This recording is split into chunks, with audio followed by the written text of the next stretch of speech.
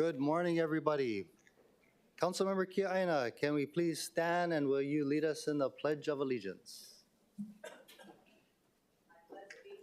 the flag of the United States of America, and to the republic for which it stands, one nation, under God, indivisible, with liberty and justice for all. Thank you. Today I'm honored and privileged actually to have Nainoa Thompson give our message of aloha. Nainoa?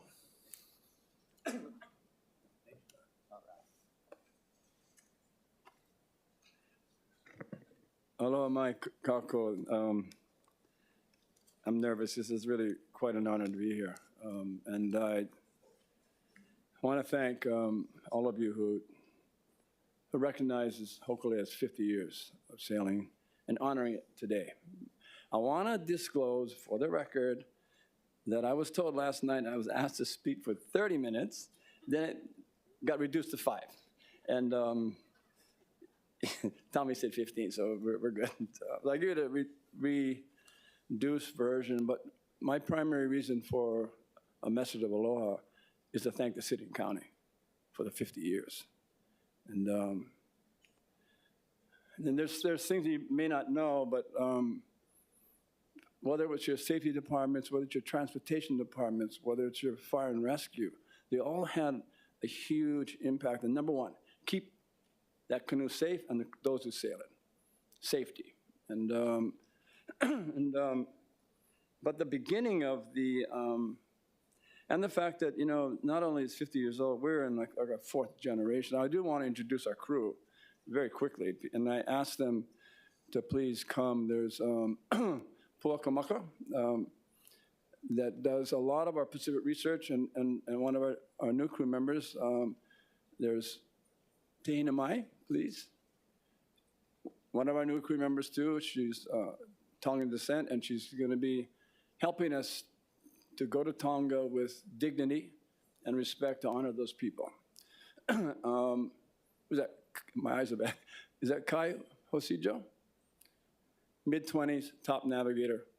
Yeah, and then there's Kana Oshino, one of our navigators also from Japan. And I do want to introduce Lehua Kamalu, who would be the first woman that would actually captain and navigate without a senior navigator on board the canoe to Tahiti in 1922. The first woman that we know in history, next to Pele. And it's a little embarrassing. My voyage in 1980, I took 33 days. They broke the record in 16. So, Lehua Kamalu, please stand.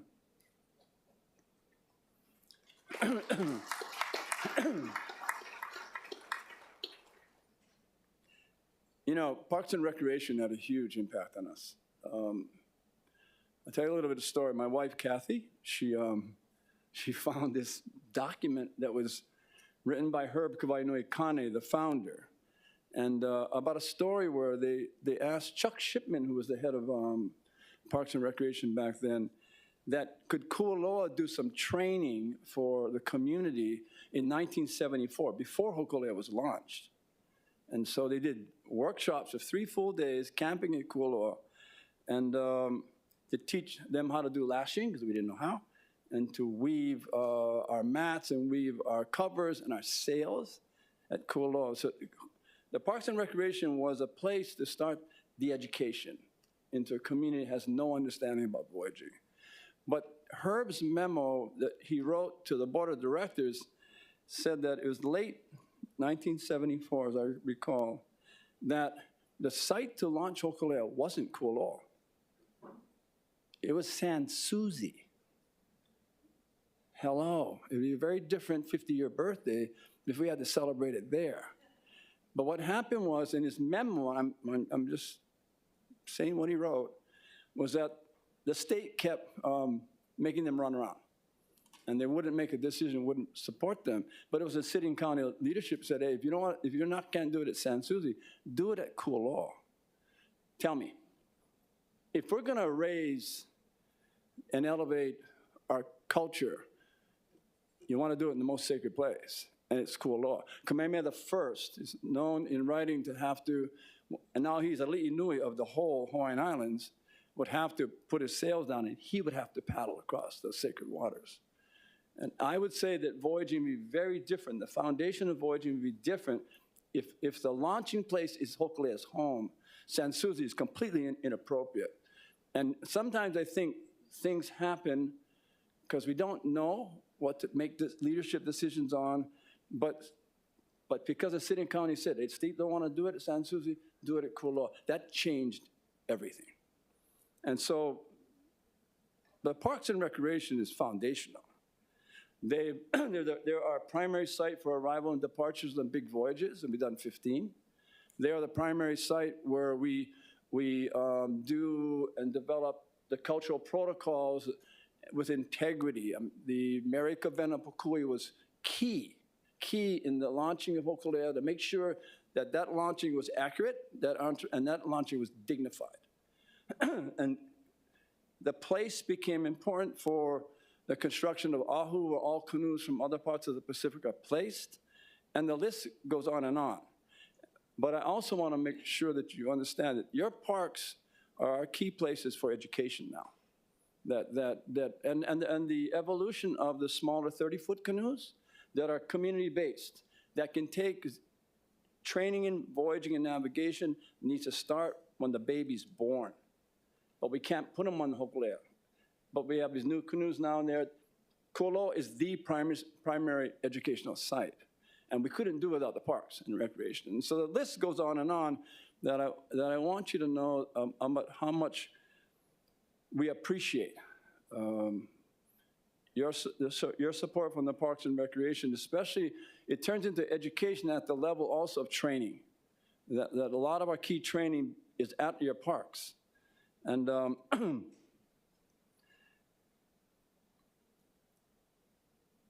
and sometimes decisions are made by sources we don't know how. But that decision to move it to Kualoa was pivotal for the 50 years of Hokulea. And I do know that beyond that, the primary issue that I really want to talk about is safety. It's our number one issue. There is no other issue after that. We've sailed since 1978, about 275,000 miles. No one got hurt. The canoe is probably in better shape now than it's ever been in its 50 years. It's structurally stronger. It's faster. It's more watertight than ever because we learn and we grow. But the thing about that safety is because of the values that your organizations have in terms of not just providing safety for individuals, but this is Hawaii. This is a special place. Your firefighters, your search and rescue are pivotal. They're the first phone call if we need rescue. And they're there, but it's not just because they are trained to rescue. They're trained to protect this city and county of Honolulu as a wahipana, as a sacred place. So when we're with them, we learn from them. We learn humility. And like today, I just want to thank you that it was such an inspiring morning to have you folks take time to invite our communities to be able to just say how excellent they are, how inspiring they are, to sit here and listen to Herb Lees and to listen to all those, the data that you collect tells our communities about their legacy. It's inspiring, and that is tied because this place is special. And that's true of your first responders. And the other one I do want to talk about quickly is your water safety. And I'm no expert, but I've been around the world. Your water safety officers are the best on the planet. They're skilled like everybody else. They're skilled like those who are in Australia and other places. But Hawaii is different. Hawaii is different. When we come to places like Waimea Bay and the Eddies, and they're there to make sure that nobody gets hurt. But when you meet them on the beach, you would never know. They're humble, they're respectful, they are committed to something beyond what's normal. They're not normal. They're extraordinary. And to be with these young men and women who are so skilled, and you look at the records. How many people go in the ocean every day in the city and county of Honolulu? Thousands. How many do we lose? Fraction. And that goes to the skill, but also this relationship between these individuals being to this land and this ocean and these communities. That's why I would argue that they are the best in the world. And I called him up at 2 o'clock in the morning. He doesn't like coming in front of crowds, but I kind of my teacher, coming from a generations of an extraordinary family, the Keonanas. So I asked Nolan to come. I'm the head of crew selection committee, so he kind of has to. And so I asked Nolan to come just to be present and then stand, because what I saw this morning, he exhibits every single day in the ocean. Excellence, excellence. Can you stand, please? Thank you.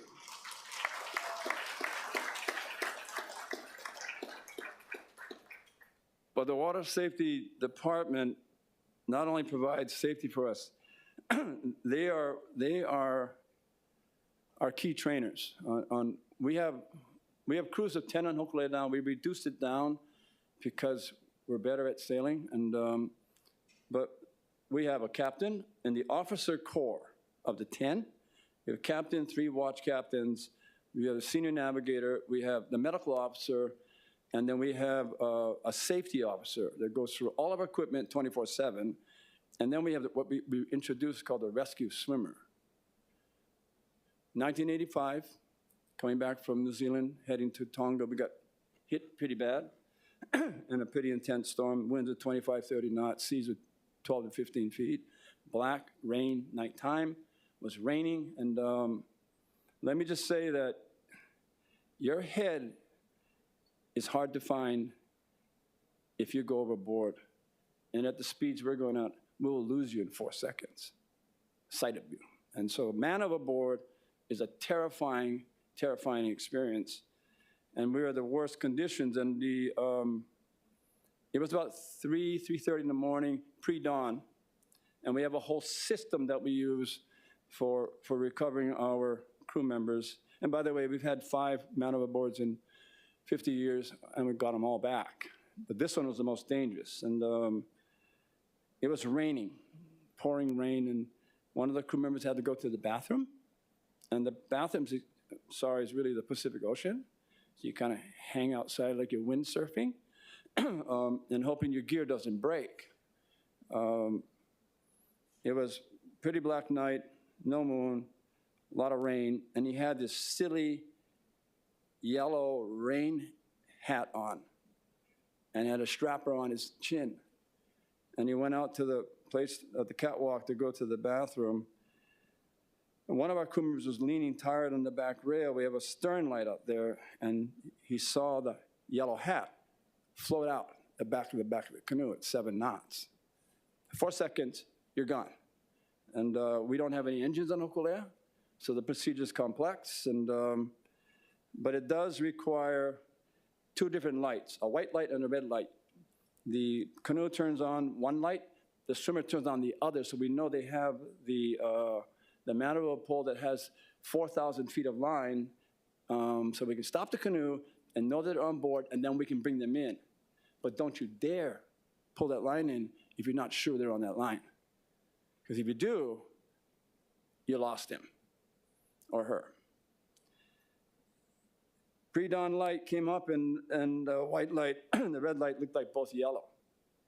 So we didn't know whether he was actually on, so we didn't pull it in. Because we knew if we did and he's not on, it's over. And that's when the rescue swimmer comes in. The captain makes the call, send him out there. Now you got 2 man overboards, pre-gale force winds, rough.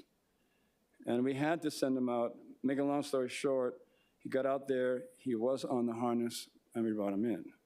The rescue swimmer is a vital part of our officer corps. But the rescue swimmer is also, this Saturday we begin serious, intense water safety training. We make our core water guys swim from Sandy Beach to Hawaii Kai in the rough. Highly trained, skilled. And their job, something goes wrong, captain makes a call, you gotta go. And they better be good. And so what happens is these rescue swimmers are key for the ability for us to say that we have the permission to go on a voyage because we're ready to go. And they are our primary trainers.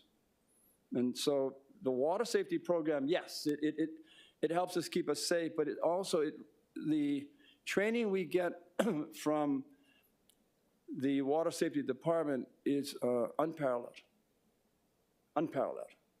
And they bring that level of excellence at the level of people's lives at stake. And so I'm just trying to give you an eye blink into how much the city and county matters to the voyage. If we're not safe, we don't go, period. And which really gets to this issue about leadership. I mean, from my lens, those of you in these chairs at the highest level of governance set the highest bar of excellence. You set the farthest distance in vision. And I know so many of you, and I know your vital importance of your leadership is because you navigate by your values and you don't compromise them. And I think even though you may not see fire and rescue, maybe you may not see the water safety impact on voyaging, it is significant. We're not ready, we don't go. But I will want to just end by saying thank you. That it begins at the top. It begins at governance. That vision of where we're going to go, that vision to make sure Hawaii is a special place, best on the earth. Best on the earth. The gift to the planet. It's the light in the storms. And the fact that this kind of leadership is dealing with some pretty heavy-duty storms right now. Complex, hard to understand, hard to communicate, but you're here. And so on behalf of our crew who came today, I promised them lunch. I'd take them to lunch, and I was begging them, and all of the thousands of people who will commit to going voyaging because they believe it's safe. Our young people in their 20s, they're blind. If Bruce makes the call to go, they're going to go because they're blind, believing that it's safe. But safety is a very, very deep, complex issue, and the city and county of Honolulu is at its core. Mahalo.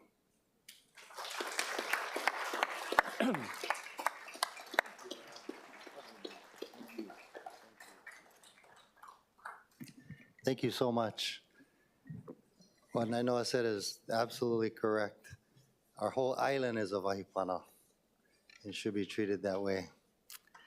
Thank you to your team as well for being here. Really appreciate you guys, and congratulations. 50 years, pretty amazing, pretty amazing.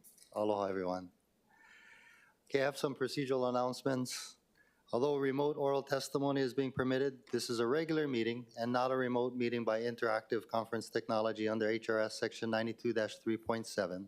Therefore, the meeting will continue, notwithstanding loss of audiovisual communication with remote testifiers or loss of the public broadcast of the meeting. Members of the public will be allowed to provide oral testimony on all items on the agenda, either in person in the council chamber or remotely.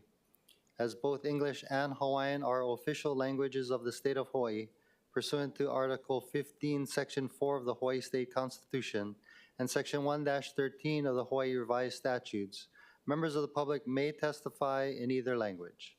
For oral testimonies offered in Olelo, Hawaii, additional time as may be necessary will be allowed for the testifier to provide an English translation of their testimony.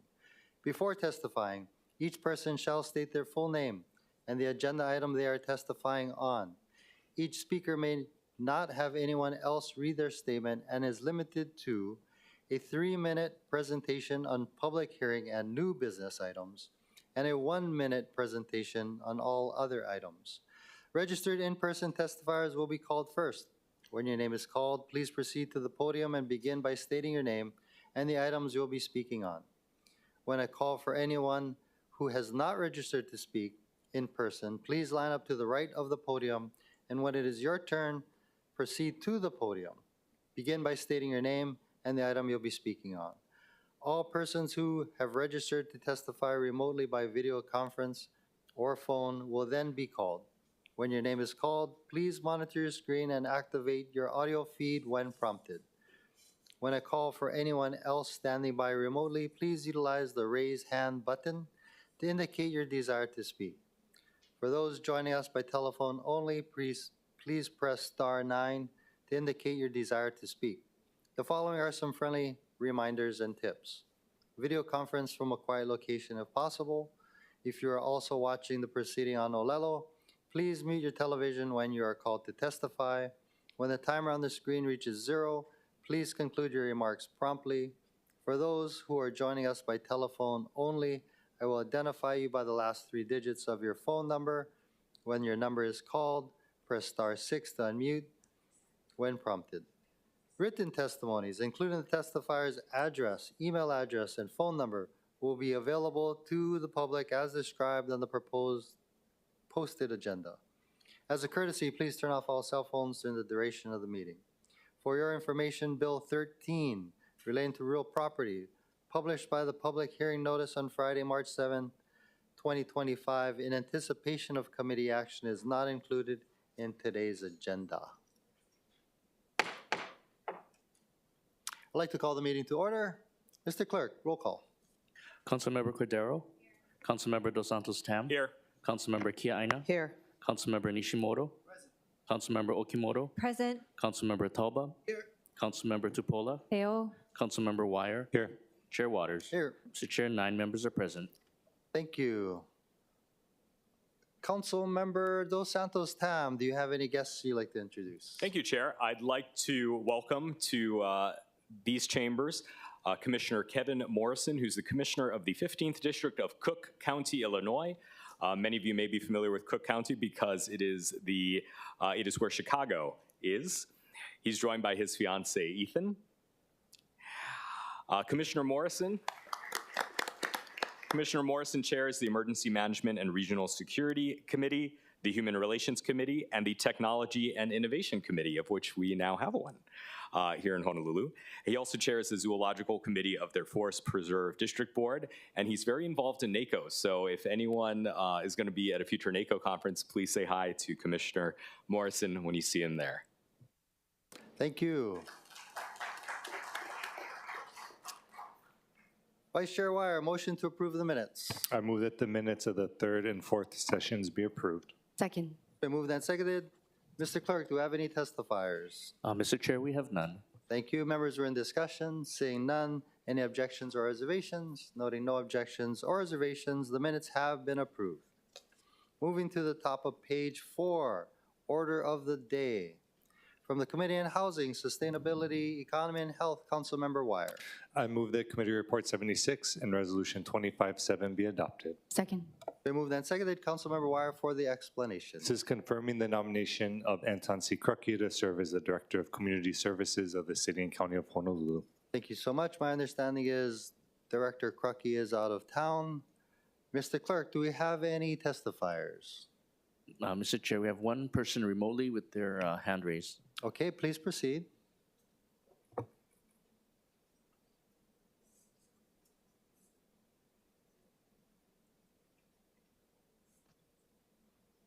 Can you hear me? I think the connection is bad. Yes, we can hear you. Please proceed. Okay.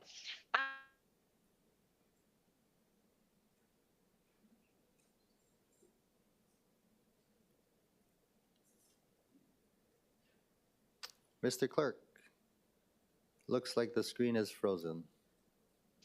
Parallel leadership with the state and county to consolidate and integrate resources, for example, with Institute of Human Services, as well as the Kahale, to work with the chronically homeless, to roll out core and as well as building those little tiny villages, I don't see any reason to not believe in the expeditiously executed plan to push forward homeless priorities.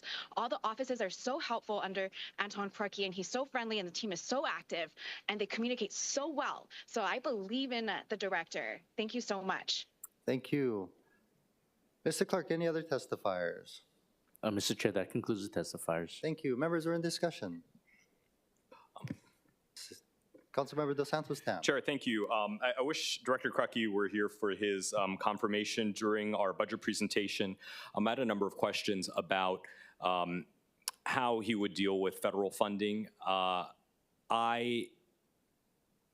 feel bad that he's not here because I wish I could ask him to get a crystal clear response about how serious he takes the threat of losing federal funding, given that his department is over 70% federally funded, and many of the program providers that we partner with through his department are at severe risk of losing funding. I really would like to hear through the rest of the budget process a plan to deal with this, a plan to deal with the $30 million that's been set aside as federal contingency.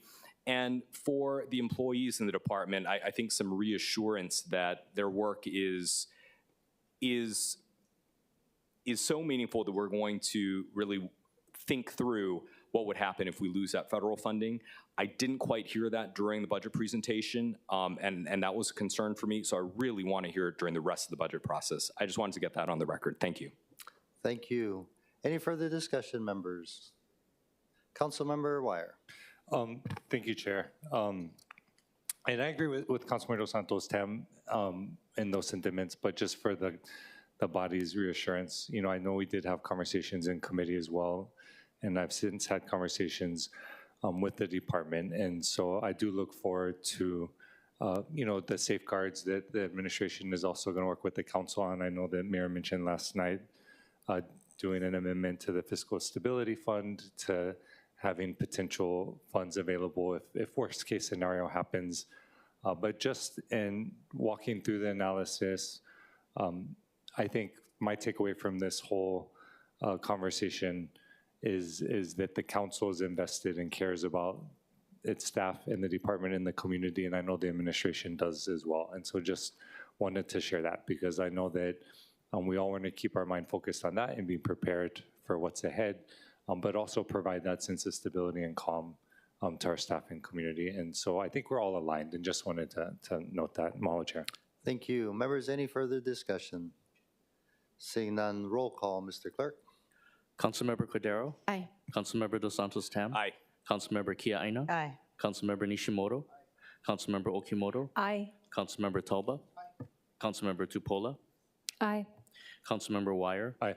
Chair Waters? Aye. Mr. Chair, there are 9 ayes. Thank you. CR 76 and Resolution 25-7 has been adopted. Congratulations to Director Krupke. Councilmember Wire. Thank you, Chair. I move that Committee Report 77, Resolution 2513 be adopted. Second. It's been moved and seconded. Councilmember Wire for the explanation. This is confirming the nomination of Roger W. Babcock, PhD, to serve as the Director of the Department of Environmental Services of the City and County of Honolulu. Thank you. Aloha, Dr. Babcock. Aloha, good morning, Chair Waters, Vice Chair Wire, council members, Roger Babcock, Director Designate, Department of Environmental Services. Would you like to say a few words?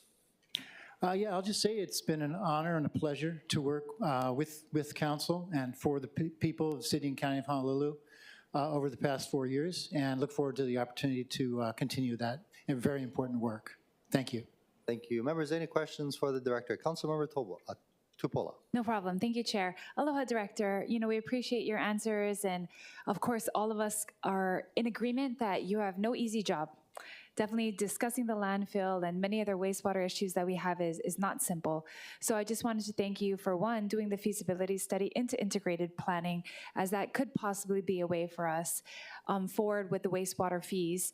Secondly, I'm glad that you were able to agree that us approaching the EPA would not be harmful, but actually just be a possible step forward. I think the 2019 amendment to the Clean Water Act was really a way forward for many states that had settlements or orders.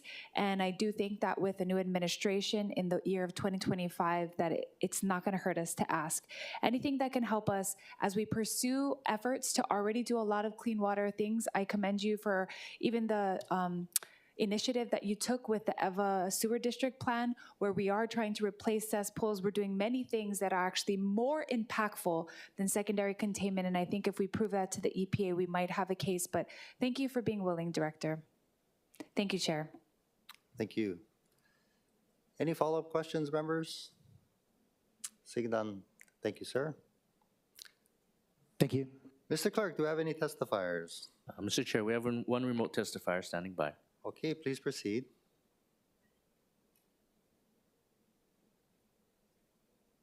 Aloha. In strong support of Roger Babcock and his leadership with pushing forward on the topic of environment and recycling and the new landfill location as the Waimanalo Gulch is set to close. And so at the town hall, of course, it's a public discussion. So as a concerned community advocate who works with students who actually does a lot of recycling at schools to help with reducing trash and plastics and biodegradable materials, the topic of debate to keep Hawaii's pure and pristine environment clean needs effective policies that the previous director has really good efforts already been pushed forward in. So the debate of the new landfill is causing public pressure and civil unrest.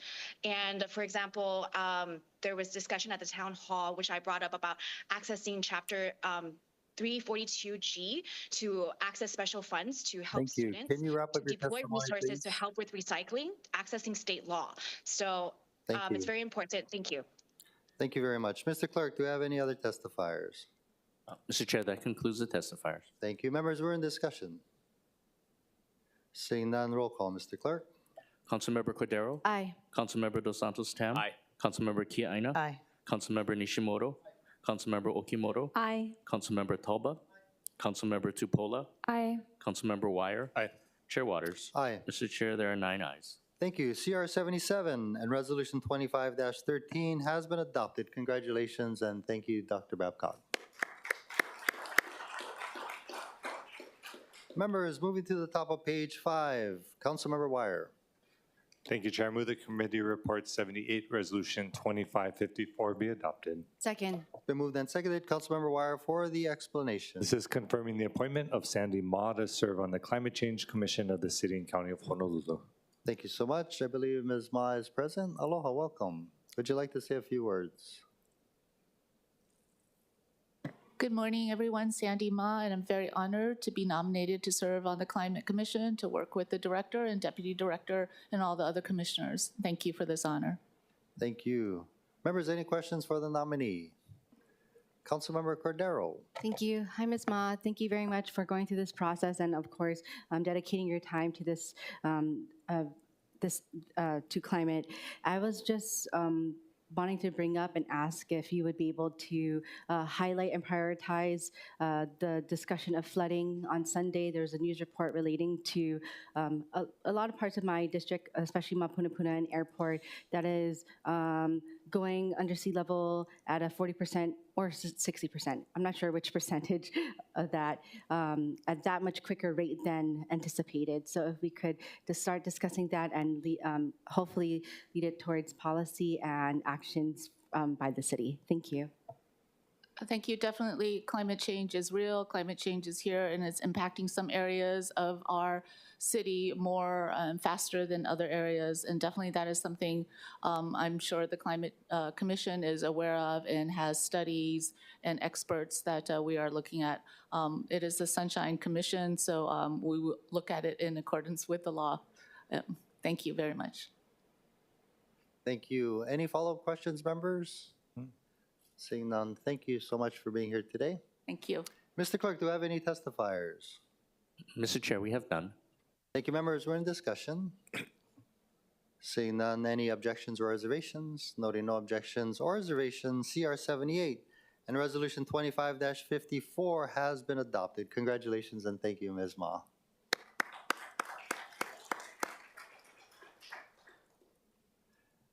Members, I'd like to just take a minute to acknowledge and thank the mayor for being here this morning, acknowledging your presence, as well as the managing director and deputy managing director. Great speech last night, by the way. Thank you. Councilmember Wire. Thank you, Chair. I move that Committee Report 79 and Resolution 2557 be adopted. Second. It's been moved and seconded. Councilmember Wire for the explanation. This is confirming the reappointment of Eliza Talbot Manchester to serve on the Economic Revitalization Commission of the City and County of Honolulu. Thank you so much. I believe we have the nominee. Aloha, welcome. One more time. One more time. There you go. Aloha, council members. Mayor Blangiardi, thank you again so much for the opportunity to serve. It's been a pleasure to be on this commission and learn from everybody.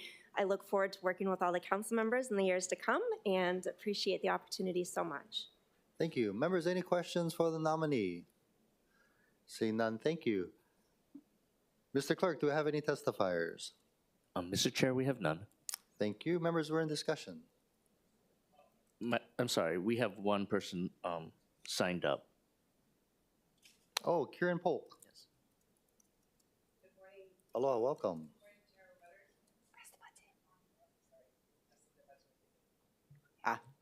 Good morning, Chair Waters, Vice Chair Wire, council members. Kieran Polk, Executive Director and CEO of the Kapolei Chamber of Commerce. I just want to mahalo you for the reappointment of Eliza Talbot Manchester. She has served as my vice chair in my board of directors and also chairs our Economic Development Committee, and just has done a sound job of really helping me. Many of you know I'm a one-woman show. I count on my board of directors to really help lead, and she's done an astounding job of helping me do that with the small businesses on the west side and innovative ways to lead them forward. So thank you so much for the confirmation.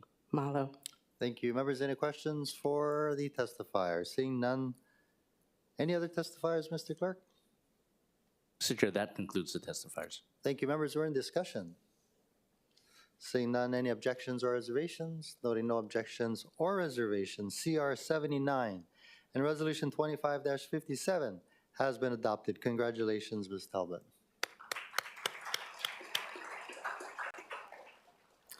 Moving to the top of page 6, Councilmember Wire. I move that Committee Report 80 and Resolution 2558 be adopted. Second. It's been moved and seconded. Councilmember Wire for the explanation. This is confirming the reappointment of Bobby John Olu Campbell to serve on the Economic Revitalization Commission of the City and County of Honolulu. Thank you so much. Unfortunately, Olu Campbell could not be with us this morning. But do we have any testifiers, Mr. Clerk? Mr. Chair, we have none. Thank you. Members, we're in discussion. Seeing none, any objections or reservations? Noting no objections or reservations, CR 80 and Resolution 25-58 have been adopted. Congratulations, Mr. Campbell. From the Committee on Planning, Infrastructure, and Transportation, Councilmember Cordero. I move that Committee Report Committee Report 83 and Resolution 25-10 be adopted. Second. It's been moved and seconded. Councilmember Cordero for the explanation. The resolution confirms the nomination of Dominic H.K. Millis to serve as the Director of Design and Construction of the City and County of Honolulu. Thank you so much. Aloha, Director. Would you like to say a few words? Good morning, Chair. Good morning, Vice Chair and Council members. I'm Haku Millis. I'm the Director Designate for the Department of Design and Construction. I just want to share how much of an honor it's been to serve in this position. Appreciate your consideration to continue this role. Thank you. Thank you. Members, any questions for the nominee? Seeing none, Mr. Clerk, do we have any testifiers? Mr. Chair, we have one remote testifier standing by. Okay, please proceed. Aloha, Angela Melody Young, agent in training with a national franchise company, 21st Century Properties. So I will soon be licensed, and I'm very excited about learning to read the DPP codes and also the land acquisition and also the state policies for exemptions for transfer of lands that are being talked about during this legislative session. So I really want to support Dominic because he is very helpful in explaining processes. And I think his work with the team is really amazing, especially as design and construction is a primary agency responsible for capital improvement projects and as well as acquisition for public facilities. And what was talked about last night, working with developers to expedite and replicate designs, I think the leadership under Dominic is going to be amazing to implement these plans. Thank you so much. Thank you. Members, we're in discussion. Seeing none, roll call, Mr. Clerk. Councilmember Cordero? Aye. Councilmember Dos Santos Tam? Aye. Councilmember Kia Aina? Aye. Councilmember Nishimoto? Councilmember Okimoto? Aye. Councilmember Talba? Councilmember Tupola? Aye. Councilmember Wire? Aye.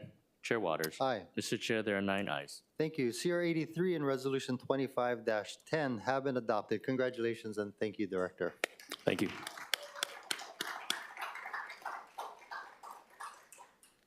Moving to page 7, Councilmember Cordero. I move that Committee Report 84 and Resolution 25-14 be adopted. Second. It's been moved and seconded. Councilmember Cordero for the explanation. This confirms the nomination of Jean C. Albano, PE, to serve as the Chief Engineer of the Department of Facility Maintenance of the City and County of Honolulu. Thank you so much. Aloha, Director Albano. Chair Waters, Vice Chair Wire, members of the council.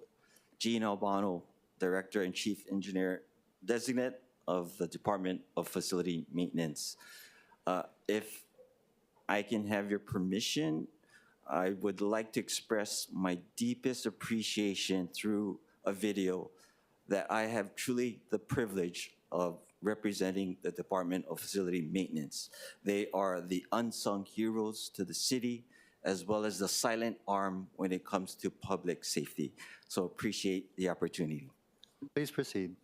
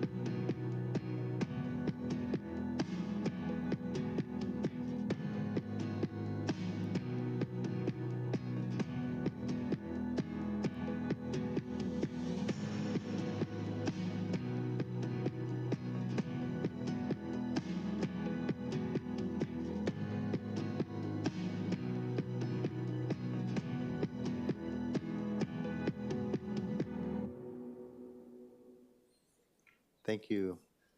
Is there anything else you'd like to say? Thank you very much for the opportunity to show that video. Thank you. Members, any questions for the nominee? Seeing none, thank you so much. Mr. Clerk, do we have any testifiers? Mr. Chair, we have 1 remote testifier standing by. Okay, please proceed. Aloha. Angela Melody Young, testifying in support. Although I have not gotten to know that director very well, he must be very busy working in the offices, just like collaborating with so much going on. But I do support the offices under that branch. So the maintaining of the roads, bridges, public buildings, and also the development of infrastructure, and especially the work with the Clean Water Heroes, which I've volunteered with, and our Chinese church is one of the biggest groups that have supported Clean Water Heroes by providing volunteers. It's been an honor of a lifetime to serve under that office. And to be honest, I've picked up so much trash with Clean Water Heroes, I can't even smell anymore. So thank you so much. Okay, And good luck, Director. thank you. Members, we're in discussion. Councilmember Okimoto. Thank you, Chair. I just want to thank Director Designate Albano for being here today. You know, when we think about how we can directly impact the communities that we represent, I know that DFM has been there as a partner for my team, and I know that across, I'm sure all of us can say that for our district. So it's been a pleasure working with you, whether it's taking phone calls from my office or coming to a neighborhood board meeting with me or running into me at Sam's Club and answering my questions about something that I have a concern in the community. Director Albano has always been responsive, and I really do appreciate that, and I look forward to what we can do together in our community. So thank you for being here. Thank you, Chair. Thank you. Any other questions? Seeing none, thank you. Roll call, Mr. Clerk. Councilmember Cordero? Aye. Councilmember Dos Santos Tam? Aye. Councilmember Kia Aina? Aye. Councilmember Nishimoto? Councilmember Okimoto? Aye. Councilmember Talba? Councilmember Tupola? Aye. Councilmember Wire? Aye. Chair Waters? Aye. Mr. Chair, there are 9 ayes. Thank you. CR 84 and Resolution 25-14 has been adopted. Congratulations, Director Albano.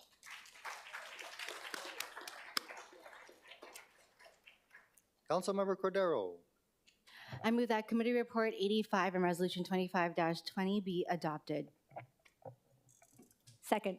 It's been moved and seconded. Councilmember Cordero for the explanation. This resolution confirms the nomination of J. Roger Morton to serve as the Director of Transportation Services of the City and County of Honolulu. Thank you. Aloha, Director Morton. Would you like to say a few words? Aloha, Chair, Vice Chair Wire, members of the council, Mayor Blangiardi, Managing Director Formby. It's an honor of my life, really, to serve in this position. I very much appreciate the confidence that I've had from the council. It's also been a personal pleasure of mine to have such a cohesive team of directors that I have the pleasure of serving with throughout all parts of the city. And of course, I've got an awesome team at DTS to try to make our journey together successful. I was a little surprised yesterday at the state of the city when I heard that we were going to open October 1st, but we're open to the challenge for that. And I look forward to seeing all of you at the grand opening. Thank you. Members, any questions for Director Morton? Councilmember Tupola. Thank you, Chair. Yes, Director, I know I've said this many times, but I just want to say how lucky we are to have you. You know, your time with the bus before this really set you up for success to be the Director of DTS. You guys haven't missed a beat. You've been very professional. The documents you publish are professional. The meetings I've had with you are always proactive, very timely. The responses, the amount of people at DTS that attend some of my town halls to answer questions, even repetitive questions about speed bumps. The fact that we got some of these after many, many years of me advocating, even prior to me being a city council member. So I just wanted to say that again, because I really do feel like it's a testament to your time and your experience prior with the city that really has made the learning curve for you basically flat, if not just, something that is so simple for you to execute. Even though it's a daunting task, I still feel like you do it with like a lot of leadership and grace for all of the people who work in DTS. So thank you for your time, and I'm very happy to be supporting you to continue on as our director. Thank you for those nice words. Thank you. Members, any further discussion? Seeing none, roll call, Mr. Clerk. Oh, we have one testifier. Okay, please proceed. Aloha, Angela Melody Young, testifying in strong support of the Director Morton. And also, I've been at a few of the Heart Board meetings, just listening in. And it's been an honor to get to know the team that works with Heart. especially in such a critical time of accessing federal funding or securing federal funding to build the rest of the train, and to work with the prior congressman there, and also the director and all the other people. It's been amazing. So I look forward to more work from the office. Thank you. Thank you. Members, we're in discussion. Seeing none, roll call, Mr. Clerk.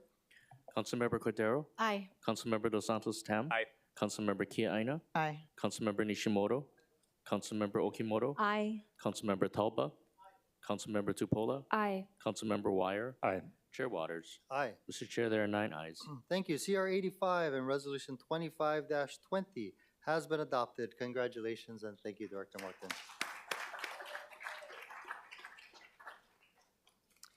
Moving to the top of page 8 from the Committee on Innovation, Technology, and Entertainment, Councilmember Tolba. I move that CR 96 and Resolution 2555 CD1 as amended be adopted. Second. It's been moved and seconded. Councilmember Tolba for the explanation. Confirming the appointment of Nancy Cassandro to serve on the Commission of Culture and the Arts of the City and County of Honolulu. Thank you so much.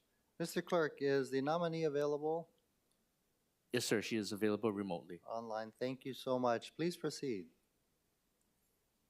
Aloha. I just would like to say mahalo for this opportunity. I would like to thank Mayor Blangiardi and the Mayor's Office, Councilmember Talba, and all the council members here today for this appointment to the Advisory Committee. I look forward to serving our community and the best that I can. Mahalo. Thank you so much. Members, any questions for the nominee? Seeing none, thank you. Mr. Clerk, do we have any testifiers? Mr. Chair, we have none. Thank you. Members are in discussion. Seeing none, any objections or reservations? Noting no objections or reservations, CR 96 and Resolution 25-55 CD1 has been adopted. Congratulations and thank you, Ms. Cassandro. Mahalo.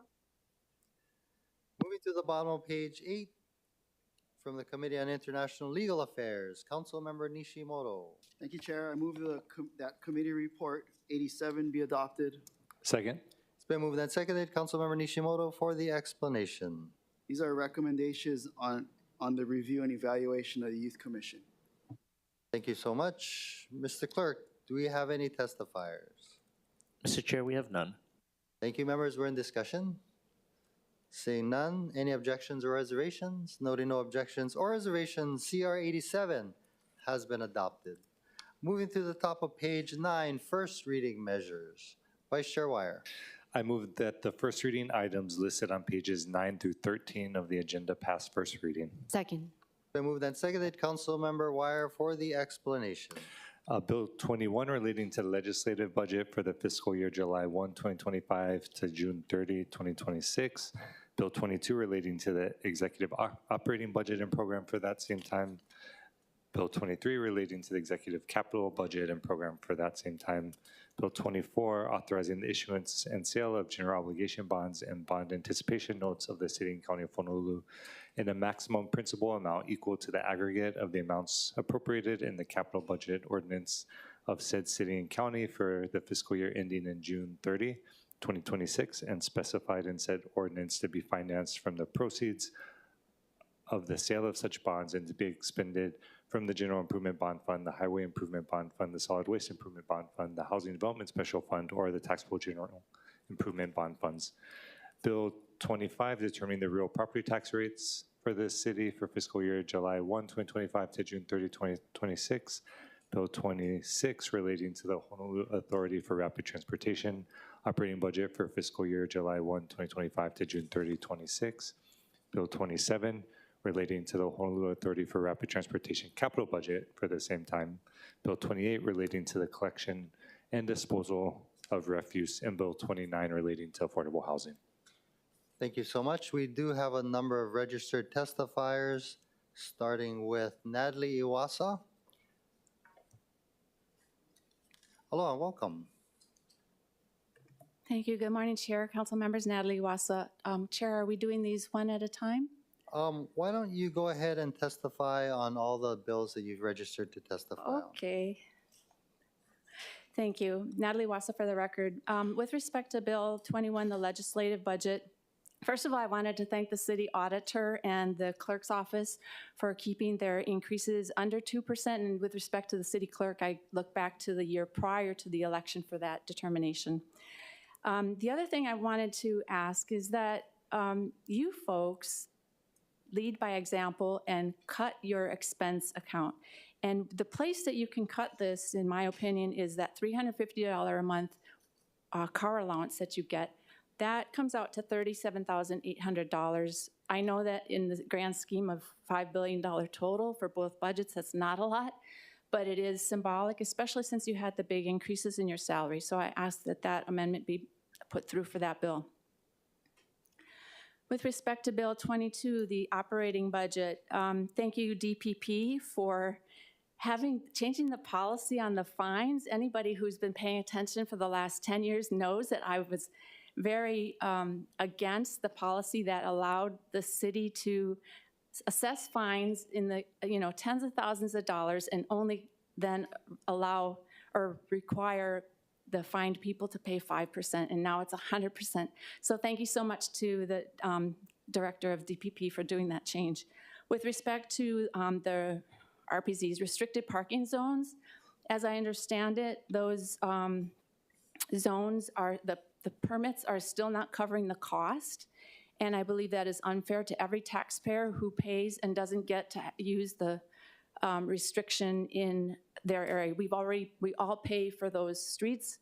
We should all have that ability, and if they're gonna have privileges, they should pay for the cost of that. And then the biggest thing, I'm sorry, with respect to Bill 22 is the homeless. I'm so sorry. I would like you folks to, and the city, to get a group together, because your point about people on Waialae Avenue, and they are sick. They don't know what reality is. And there's a cycle where police arrest them or take them to the Queens. They get out, maybe they're treated, they get out, and they do the same thing over and over and over again. What I think we need is a change in the law. And I don't know if this is at the state level or at the federal level, but we need to have a mechanism in there when somebody is in that situation that's, let's say, the third time, they are monitored, court order monitor. So they go to the VA, they go to, I don't know, another institution every month, not on their meds, boom, you get back in for treatment. Because this spending, throwing millions of dollars annually at this problem and not looking at the root of it, for many of them, they're not all in this situation, is not doing anybody any good. So I ask you to take a look at that, and maybe you need to get the ACLU involved in that, because they are the ones who had that lawsuit a while ago. Sorry, I have a personal experience with that, so. With respect to Bill 23, the CIP budget, first of all, I support the ALOHA Regional Park. I think that's a great idea, but I ask that the maintenance on parks be kept up. With respect to the sewer, now it was brought up that perhaps the city could put in general funds via extra cash or via these vacant funded positions. And I want to point out that there is a significant portion of the East Honolulu that doesn't get sewer services. There are about 11,000 customers representing about 35,000 people who have their own sewer system. We pay our own sewer fees. We're looking at an 11% increase, and it's not fair to take money from the general fund to pay for the sewer infrastructure. And I wanted to also point out that report that ENV did for you folks, 110 pages. It says that you're jeopardizing potentially the credit rating, so just don't go there. With respect to Bill 25, real property tax rates, I'm opposed to the residential A. When homes go from just under $1 million to $1,100,000 because I've never seen it go to $1,000,001. That's an automatic 15% increase in real property taxes. That hits our landlords. They pass that on in increased rent. And in my home, which we rent, if my husband and I owned it, we would pay my landlord pays 90% more, almost double what I would pay. And it's not a luxury home. So you folks really need to look at the system as a whole, and I support Councilmember Kiaina's idea of getting together a permitted interaction group on this issue because the system really needs to be examined, all those exemptions, all those deductions, and take a look at that, how we're impacting our residents, renters. Anyway, enough said on that one. With respect to Bill 26, the HART operating budget, speaking in my individual capacity, so don't worry, Lori. I just want to point out that we still do not have an internal audit function, despite my efforts at trying to get that going, and there's even no funding in there. The other thing that I'm really concerned about is the federal funding. So, and I think you folks are all well aware of that. HART has $370 million approximately still to come from the federal funding, $125 million this year. And if that doesn't come, I mean, there is some cushion currently, but with costs skyrocketing on certain things, steel, and we have the Buy America program, but still, I ask that you folks monitor that as well as HART CEO and the HART board, because that's a very significant issue. And then lastly, with respect to Bill 28, refuse collection, so this one changes the date for the recycling of food waste, the effective date of implementation from April 1st this year to April 1st, 2026, a year. And, I opposed this when it was put up because if you ask people, are you going to put your food scraps in your green bin and let it sit there for 2 weeks? How many people are going to actually do that? We're not. I'm not going to leave my food scraps sit in a green bin. So I think that this whole thing is not a good policy, and we're spending I don't know how many millions out there in Wahiawa to build that facility to handle it. I'm just very concerned about that. So I ask that instead of, well, I guess now you need to do this, but in conjunction with this, that you support the worm composting that schools do on the windward side. There was a program, neighbors got really upset, but I think that it could have been handled differently. And if the council supports that, we can have more of that kind of thing rather than food going to our green bins. Thank you so much. Thank you. Members, any questions on any of the first item measures for Natalie Iwasa? Councilmember Wire. Thank you, Chair. And just wanted to, first, mahalo, Ms. Iwasa, for your continued advocacy, and just wanted to, not so much a question, but just clarify with the extension of the deadline. The infrastructure was going in, looks like product will be able to be taken probably later this year, so beginning in the fourth quarter of this year, and so that was the reason for the extension to January. But in terms of, like you said, the funding that's gone in, the work, the construction, we do anticipate having a facility that would be able to take not just green waste, but food waste and manufactured compostables and turn it back into dirt. So that was the reason for the extension of the date. So mahalo. Thank you. Any other questions for the testifier? Seeing none, thank you so much. That's all we have for registered testifiers. Mr. Clerk, do we have anybody else who'd like to testify on any of the first reading items on pages 9 through 15? 13. Yes, Mr. Chair, we have one remote testifier standing by. Oh, and let's go with Mr. Manakugu first. Hello, welcome. Hello, good morning. James K. Manakugu, Senior, Concerned Parent. I'm testifying on Bill 29 relating to affordable public housing, affordable housing. I'd like to talk about affordable housing. When you folks are bringing up affordable housing, $3,000 is not affordable. I'm not sure if you folks realize that. And, I'm on Social Security, yeah.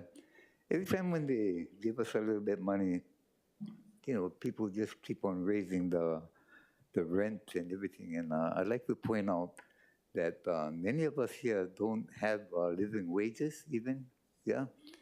And for those of us on Social Security, we don't have that living wage, yeah. And I'd like to, encourage you folks that if you folks don't help us out, let's go for, how about having something like low-income housing, yeah? Because when you say affordable housing, you're putting me out of the picture, and affordable actually is supposed to be including me, yeah? Because affordable means that someone like me that don't have enough money would be able to afford to be able to live somewhere. And with $3,000, you guys putting all of this housing out for all of us that are supposed to be able to afford something like that. $3,000, it puts me out of, and I'm only getting Social Security, so it puts me out of puts me way out of it. And there's a lot of young people that would put them out of there too, and so it increases the homelessness. So let's look at, if you folks don't mind, let's look at low-income housing, yeah, and take away the word affordable. It will help us out a lot. Thank you. Thank you, Mr. Monaco. Any questions? Any questions, members? Oh, thank you. Seeing none, thank you again.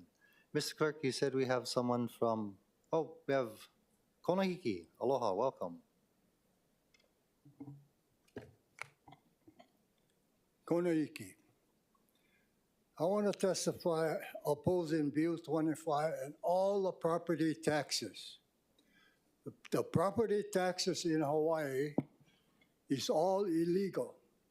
It's an illegal contract by you folks.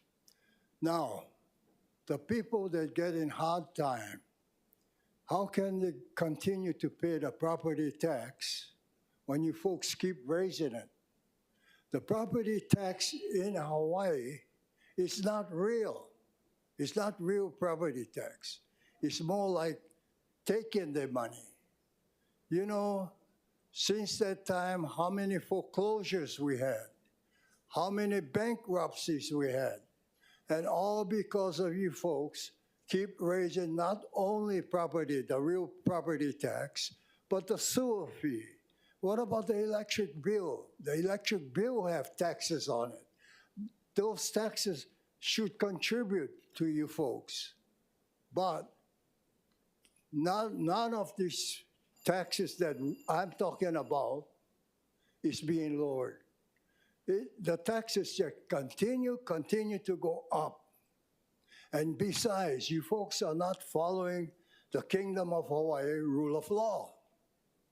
Our rule of law still stands today, never went away. So I thank you for your folks' time, and aloha. Thank you. Members, any questions for the testifier? Seeing none. Mr. Clerk, I believe we also have someone who has a hand raised. Please proceed. Aloha, Angela Melody Young, testifying in strong support of the budget and all the bills and public policy proposals in this new reading session. So I don't have much power or authority to go into the budget, so I'm just going to say thank you so much.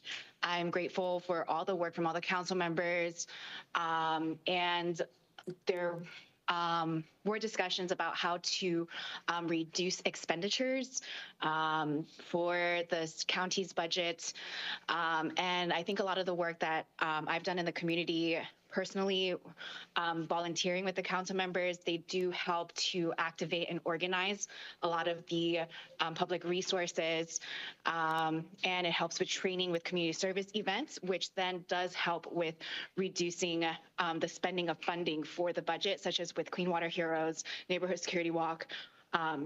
So thank you so much. And also really grateful for the new council member who was also the finance committee House representative that worked on the state budget last year. So it's so interesting to kind of just observe this process and to learn so much about how the state and the city have common goals to get to with finances.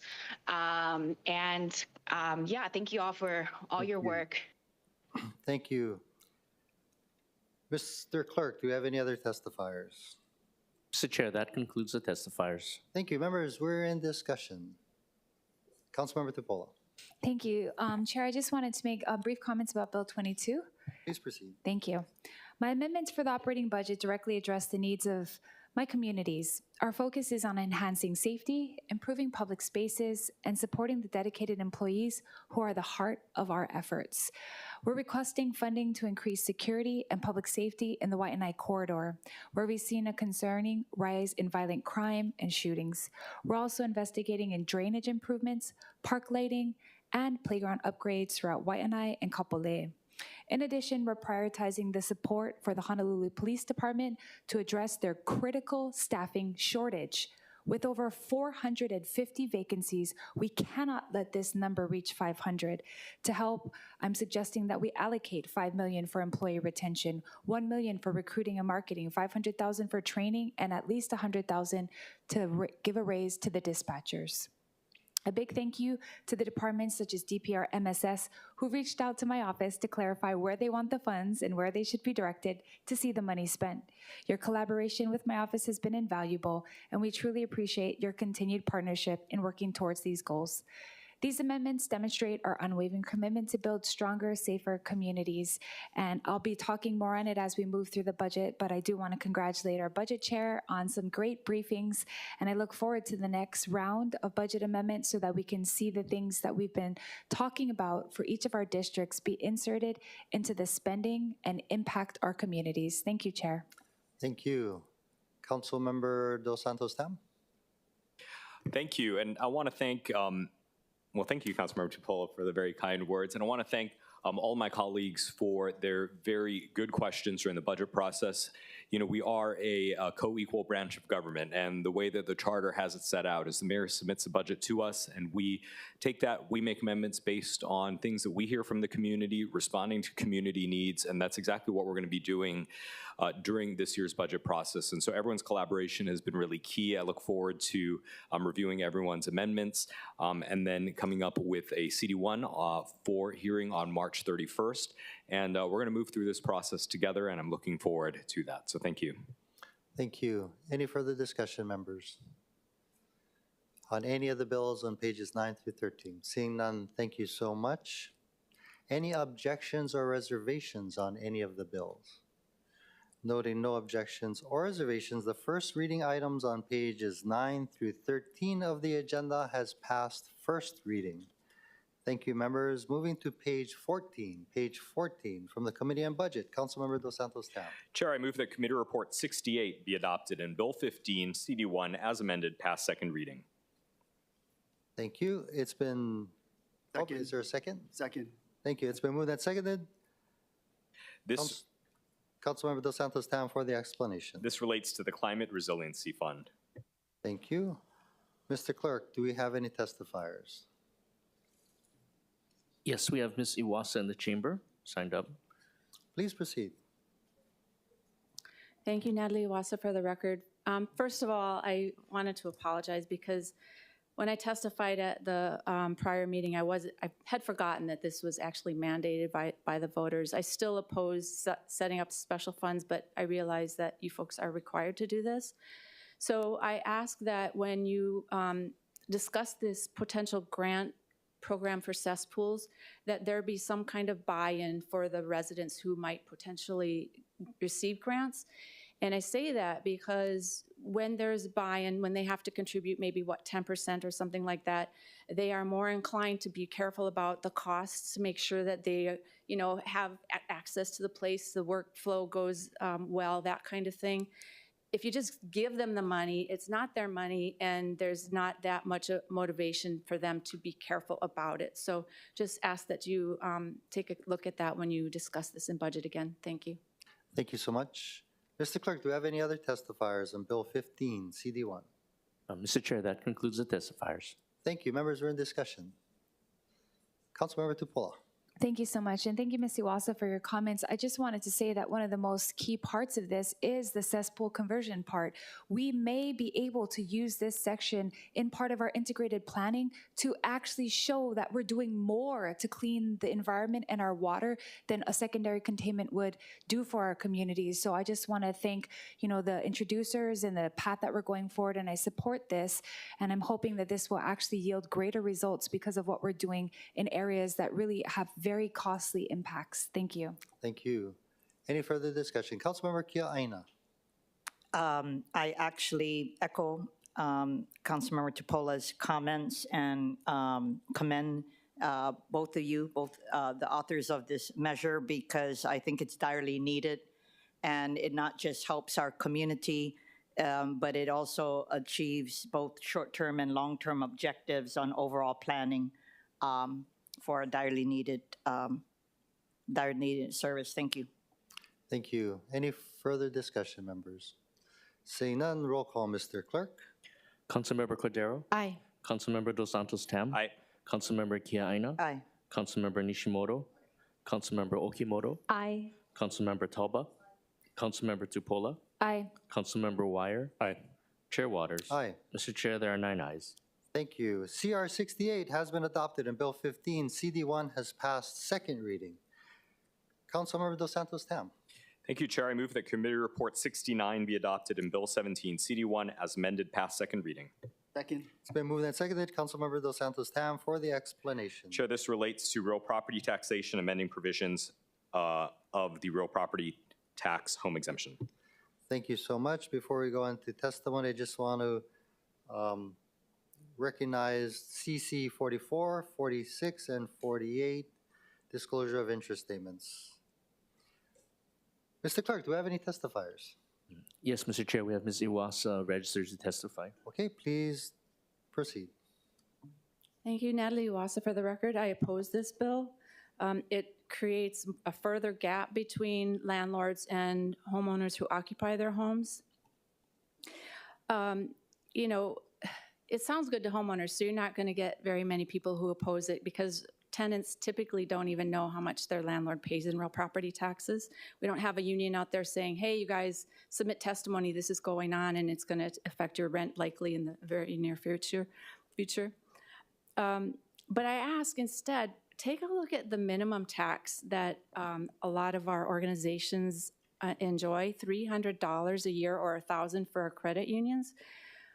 That was put in place or increased from 100 to 300 in 2010, over 15 years ago. When the operating budget was in place then, it was 1.8 billion, and we are now up to almost 4 billion.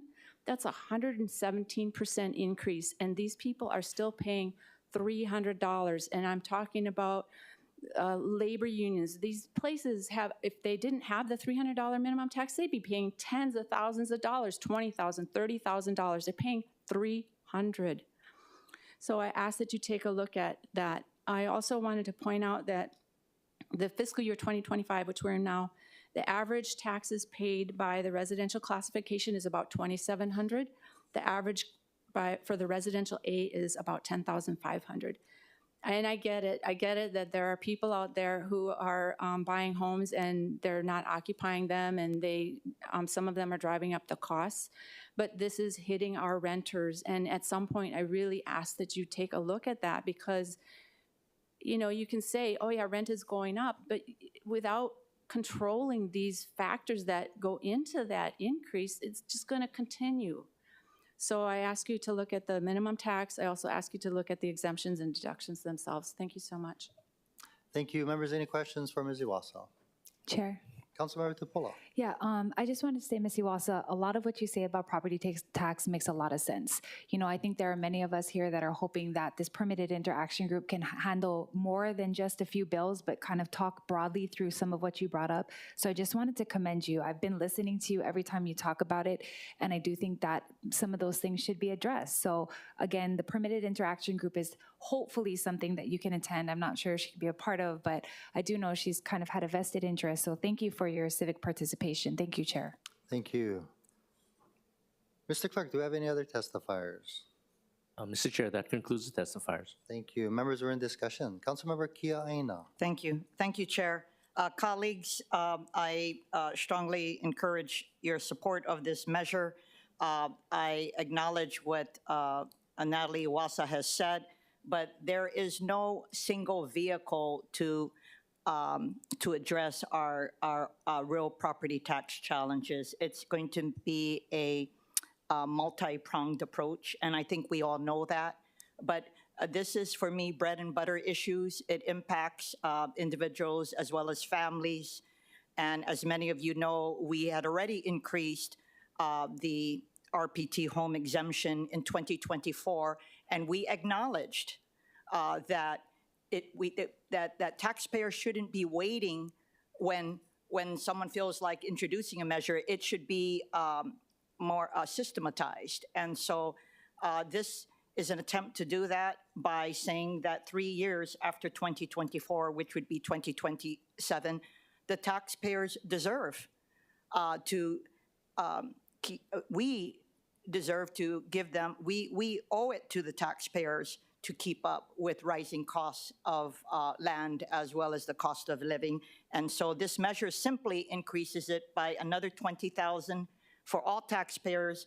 And then, of course, the threshold for 65 and older is already higher, so they will also be increased by $20,000. So while I acknowledge that there are other measures still pending, I urge that we move this forward. And when the budget chair, as well as yourselves, determines that the appropriate time for the pig will be ready, then this would just be in the queue. I'm not trying to get this done before all of the other issues are addressed. Anyway, thank you for your time. Thank you. Members, any further discussion? Councilmember Wire. Thank you, Chair. Just wanted to mahalo Councilmember Kia and echo those sentiments and just note that I do fully support the measure. You know, I think I've stated in the past that my preference would be to hone in and look at the low-income tax credit and increase those parameters. But if we're going to be sticking with this type of framework, I do think that the amount that's exempt should be commensurate with the property values, which we saw so dramatically, or go up so dramatically. And so fully support the measure and appreciate the leadership. And look forward, I think, as we discussed, to the analysis from BFS that should be coming soon. Because taking to heart Ms. Iwasa's words, I totally agree that folks renting out their property should have a, pay a lower rate, and so that we can protect those renters that are renting. And so I think that's kind of the purpose of the framework we're looking at, and the classification that Chair came up with at the last hearing on the measure, focusing on both rented and non-rented properties. And so I look forward to that conversation. Mahalo, Chair. Thank you. Any further discussion, members? I do want to note the presence of Director Kawano. If anybody has questions for Director Kawano, I actually do. Director Kawano.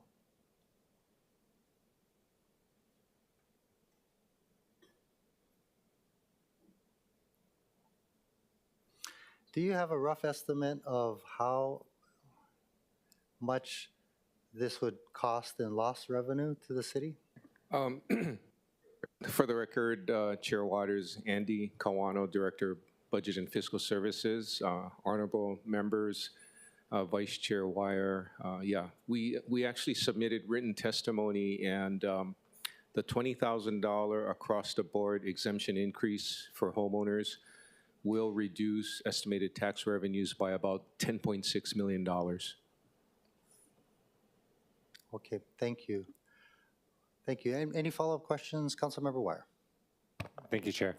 I'm just curious, taking that number into account, and I know we saw the prior increase to the low-income tax credit costing about $5 million. I'm sure it might be more, as we go up the income ladder. But do you have any updated numbers on that in terms of, say, raising the threshold for the low-income tax credit?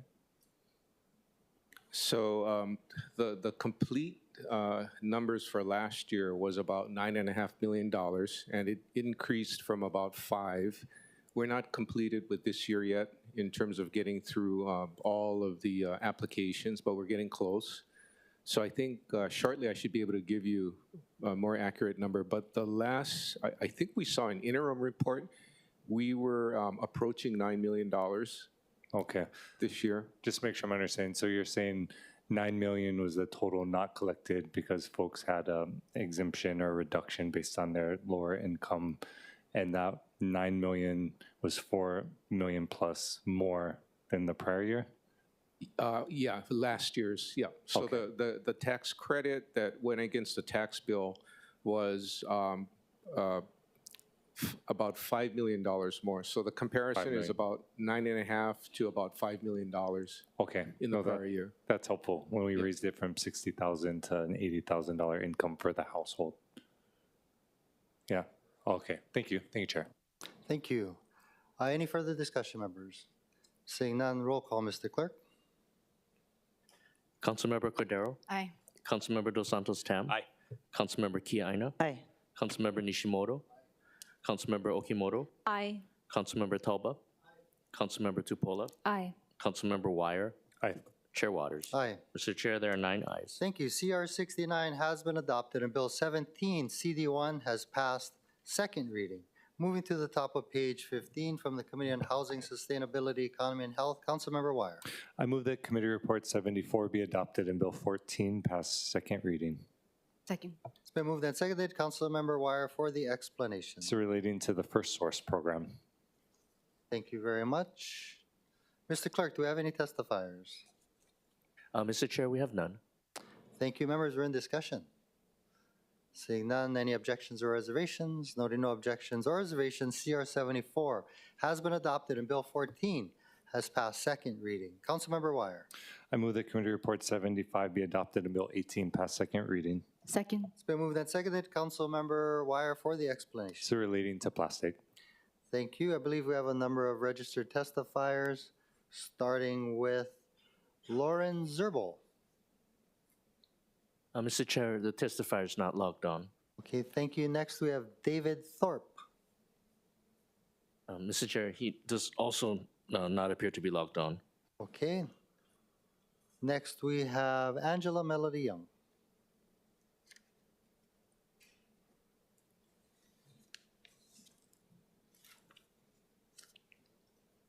Hello? Hello, please proceed. Aloha, Angela Melody Young. I'm testifying in strong support of the single-use plastic bottles legislation, as well as helping to improve the quality of health and the environment in the county of Honolulu. And this goal aligns with the state's priorities, which are being talked about at the Economic Development and Tourism Committee to help with the plastic bottles and biodegradable materials, to work with sustainable materials within the industry. And it's been something I think the businesses and companies are in agreement with, that it's helpful in raising awareness about especially the quality of environmental health of the oceans when we don't have so much trash just everywhere. And yeah, so in strong support. Thank you. Thank you so much. Mr. Clerk, do we have any other testifiers? I believe Natalie Wassa registered to testify. Thank you. Thank you, Natalie Wassa, for the record. I oppose this bill. You know, why are you folks always looking at banning things? Why not look at other ways to reduce our waste but not ban things? So, for example, this is a prescription bottle. It's a number 5. It is not recyclable, but not only that, but when I get it refilled, it's up to like not even 10% filled. And think of all the people that we have who are getting prescriptions, and these get tossed in the trash. Can't we like maybe reuse them, or can they be made out of some other type of material? I just ask you to look at other methods rather than trying to ban the single-use bottles here in city facilities. And also noting that those are recyclable bottles, and we're soon going to have our own facility to do that here, which is really great news. So I oppose this particular bill, and just look at other options. Thank you. Thank you so much. Any questions for Ms. Iwasa? Councilmember Wire. Thank you, Chair. And no questions. Totally understand where you're coming from, which is why I think we didn't do a ban when we introduced it, because I do understand. We're essentially phasing out city properties, right, and sending city vending machines. So just wanted to clarify that. I know there's been different versions of the bill that have come through. And so just wanted to make sure that was known. So appreciate your input. Thank you. Mr. Clerk, do we have any other testifiers? Mr. Chair, that concludes the testifiers. Thank you. Last call for the online testifiers who registered. Are they present, Mr. Clerk? Mr. Chair, those registered testifiers are not logged on. Okay, thank you very much. Members, we are in discussion. Councilmember Tupola. Thank you so much, Chair. Yes, thank you to the introducer of the bill, and of course taking into consideration what Ms. Iwasa brought up in regards to bans. I still remain opposed to this bill, and I just wanted to reiterate that it's referencing petrochemical polymeric, which is PET, and that is recyclable, so it is not single use. This bottle right here is not single use, and this is made in ALOHA. This bottle is made by local residents here, and it's recycled many, many, many, many times over.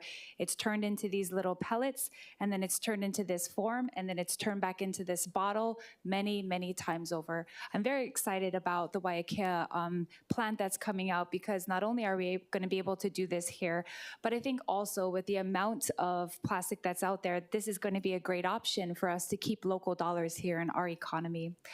I think that banning recyclable PE plastic, not banning, but taking it out of our vending machines in this city really isn't going to be based upon anything that is necessarily helpful, because we have plastic all over everywhere we go. Plastic is wrapped around our vegetables. Plastic is what contains our food. Plastic is what is on this computer. We're speaking through a plastic microphone. So I do think that in general, as far as us being able to do something impactful, I would really rather us do this towards changing behaviors. It's important for us, especially as a big supporter of recycling. We give out blue bins because we want people to recycle. And so I do think that just removing the choice isn't really changing the behavior. And it targets such a small segment of the market that it's not really making a change. Lastly, I think it's important for us to question the consistency of the positions from the Office of Sustainability and Climate Change, because they recently stated that they actually support the landfill on the aquifer, which was unfortunate to hear. So we need to take that into consideration. So again, I think that it's important that we recycle, that we end our landfills, that we not support a landfill on an aquifer, but I don't think removing plastic bottles from city facilities is going to do that. And I would like our local families to have a local option to keep dollars here and to keep the prices down for the cost of living. Those are my personal thoughts and what I've kind of been standing on since the beginning. But again, my respect to all of those who have come forward. I do know that there are lots of kids in our district that have other ideas about recycling that could really help us, and so I look forward to supporting those. Thank you, Chair. Thank you so much. Before we go on, members, I apologize. There's a gentleman who'd like to testify in the audience on the measure before we continue on with discussion. Please proceed. Can you state your name for the record?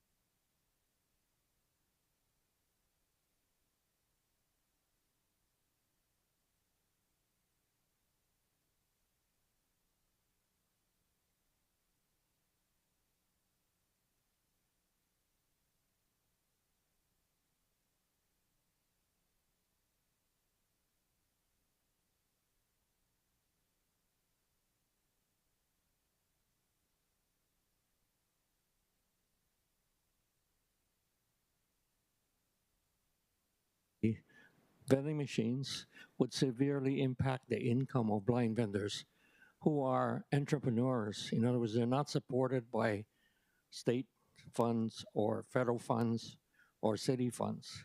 So this would severely affect their income. And eventually, the states will increase the bottle recycling fee. And I believe that most of the ones, most of the vending machines that operate on city property, those bottles are being recycled. Thank you. Any questions for the testifier? Councilmember Wire.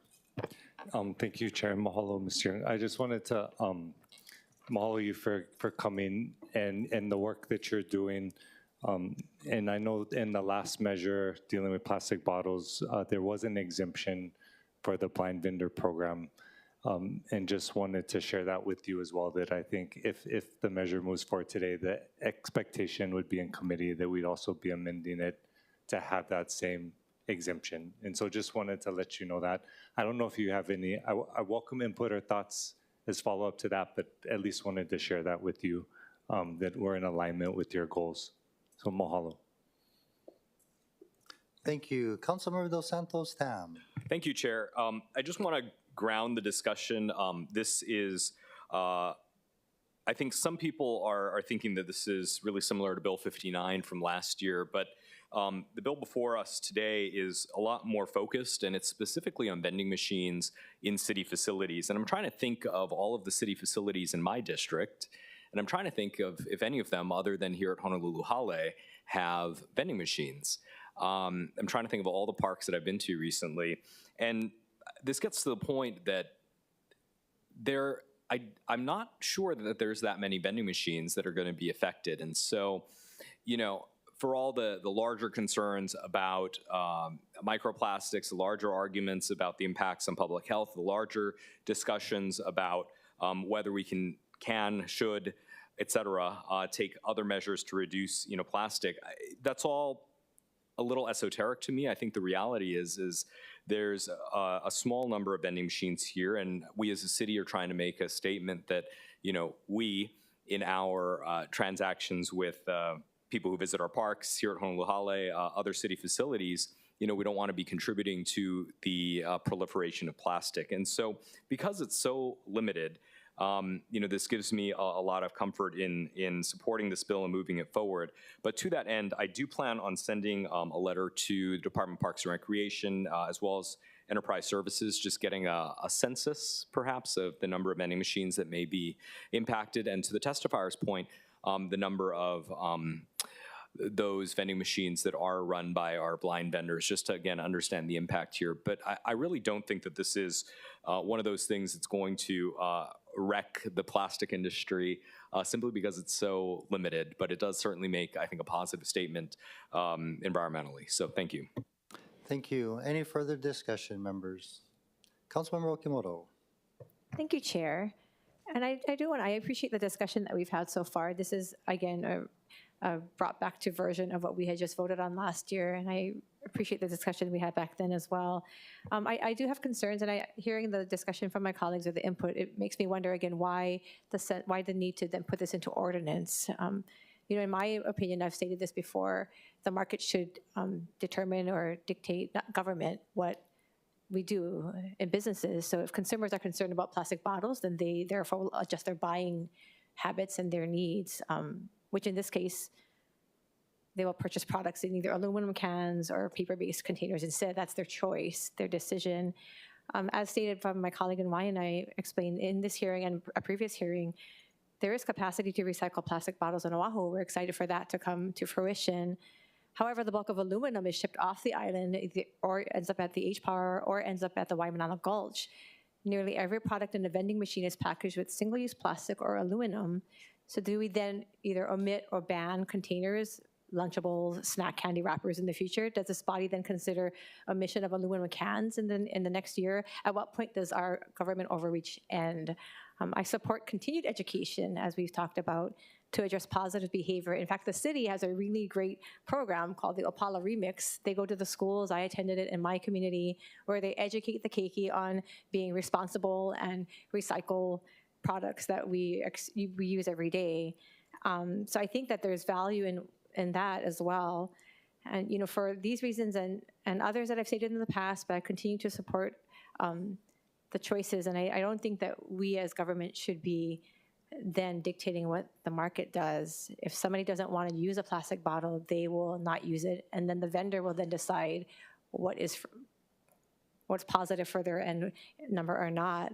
And if it is just a limited number of vending machines that we're looking, I do have concerns that we're turning this into an ordinance, because I don't know if that's necessary.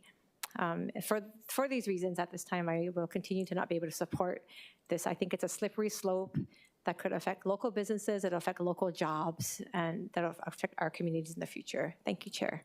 Thank you. Any further discussion briefly, members? Okay, thank you. Noting the objections of Council Member Tupola, Okimoto, Tolba, and Kia Aina. Any other objections? Seeing none, CR 75 has been adopted and Bill 18 has passed second reading. Thank you, members. Moving to the top of page 16 from the Committee on Public Safety and Customer Services, Councilmember Okimoto. Thank you, Chair. I move that CR 90 and Bill 7 CD1 as amended pass second reading. Second. It's been moved and seconded. Councilmember Okimoto for the explanation. Relating to the fire code. Thank you. Mr. Clerk, do we have any testifiers? Mr. Chair, yes, we have one registered testifier standing by remotely. Okay, please proceed. Aloha Chair, Vice Chair, members of the committee, Stephanie Kendrick with the Hawaiian Humane Society. We will stand on our written testimony in strong support of this measure, as well as Councilmember Cordero's proposed amendments to the measure, which would increase penalties for violations. Mahalo for your time. Thank you so much. Members, any questions for the testifier? Seeing none, I do want to note the presence of the Honolulu Fire Department. Would you guys like to testify? No? Okay. Members, we're in discussion. Councilmember Kia Aina. Thank you, Chair. Just wanted to remind our colleagues that the purpose of Bill 7 is to address firework use and violations in the city, and the intent is to align state and city fireworks laws with consistent enforcement efforts among all applicable enforcement agencies so that perpetrators do not find loopholes to avoid prosecution. And again, Chair, based on your experience as a public defender in a case, a Hawaii Supreme Court case, State versus Modica, it raised constitutional concerns of due process and equal protection if the same act committed under the same circumstances is punishable by two different punishments, where one punishment is a more severe offense. And so in that vein, because I felt that the city laws were weaker than the state laws, then this bill simply reverts to the state laws. We are not imposing it. Therefore, it addresses the legal concerns that have been raised. But more importantly, HPD and the prosecutor's office have acknowledged that it's very difficult to prosecute, and so they need to update the state definitions. And so what this measure does is that it will ensure that our definitions, of course, are updated automatically when the state updates theirs. So I feel a little better because for me, there's no reason for all of us to be working so hard to protect our communities when in fact perpetrators are able to use a loophole in the law. Thank you so much. Thank you. Members, any further discussion? Seeing none, roll call, Mr. Clerk. Councilmember Cordero? Aye. Councilmember Dos Santos Tam? Aye. Councilmember Kia Aina? Aye. Councilmember Nishimoto? Councilmember Okimoto? Aye. Councilmember Talba? Councilmember Tupola? Aye. Councilmember Wire? Aye. Chair Waters? Aye. Mr. Chair, there are 9 ayes. Thank you. CR 90 has been adopted and Bill 7 CD1 has passed second reading. Councilmember Okimoto. Thank you, Chair. I move that Committee Report 91 and Bill 11 CD1 as amended pass second reading. Second. It's been moved and seconded. Councilmember Okimoto for the explanation. Relating to electronic amusement devices. Thank you. Mr. Clerk, do we have any testifiers? Yes, we have Ms. Iwasa registered to testify. Please proceed. Thank you, Chair Natalie Wassa, for the record. Just some comments. I appreciate the amendment. I think it does kind of narrow it down a little bit more. But I looked at this last night, so I apologize in advance if I kind of mess things up. But now the electronic amusement device would include anything where there's an insertion of money, tokens, or credits, or anything of value. And so, you know, as you're discussing this, I would like you to consider that there are a lot of games out there that, you know, the kids, they buy tokens, they actually spend money on these things. So I'm not sure how the cell phones play into this. I think you can't really exclude cell phones, because if you do that, then these gaming homes would actually give their customers cell phones to use, and that would defeat the purpose of the bill. But I ask you to take a look at that. Also consider that the state now is looking at legalizing sports gambling, and so that may also play into what you're doing with respect to this bill. So just a few things to consider when you go back into committee. Thank you very much. Thank you. Members, any questions for Ms. Iwasa? Seeing none. Mr. Clerk, do we have any other testifiers? Mr. Chair, that concludes the testifiers. Thank you. Members are in discussion. Councilmember Tupola. Thank you, Chair.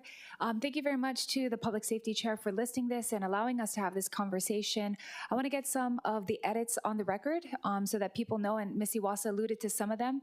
I think for some of the concerns that were brought up, we were able to amend, and I thank Gabe from the Prosecutor's Office for working with us on this. Specifically, this comes out of the Game Room Task Force, suggestions given by many individuals that work in government entities that have been trying to decrease, if not eliminate, game rooms that bring large quantities of cash, lots of violence, shootings, and other things into our community that don't keep it safe.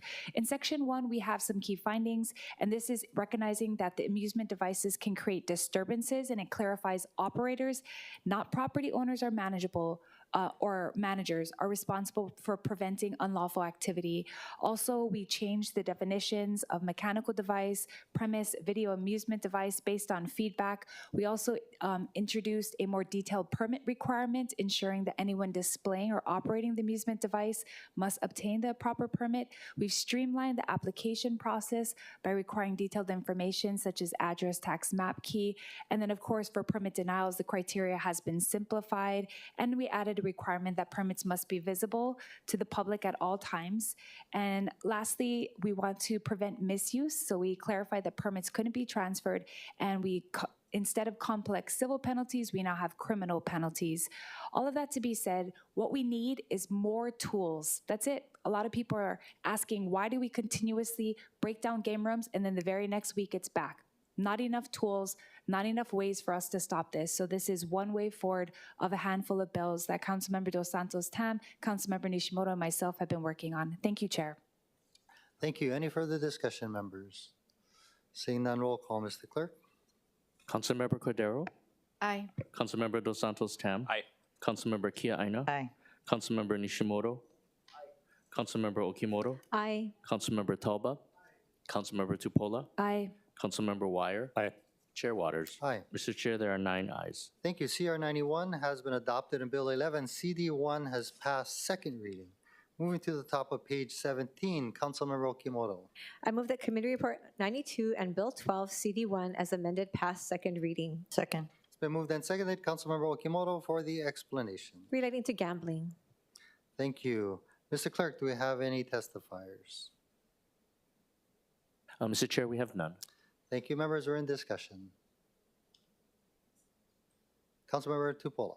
Thank you so much, Chair. I'm looking forward to having a final reading on this bill. Of course, this is already working and in place in Councilmember Dos Santos Tam's district. We are very appreciative of Director of DPP for supporting the bill, as well as HPD.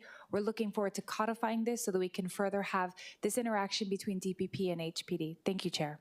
Thank you. Any further discussion, members? Seeing none, roll call, Mr. Clerk.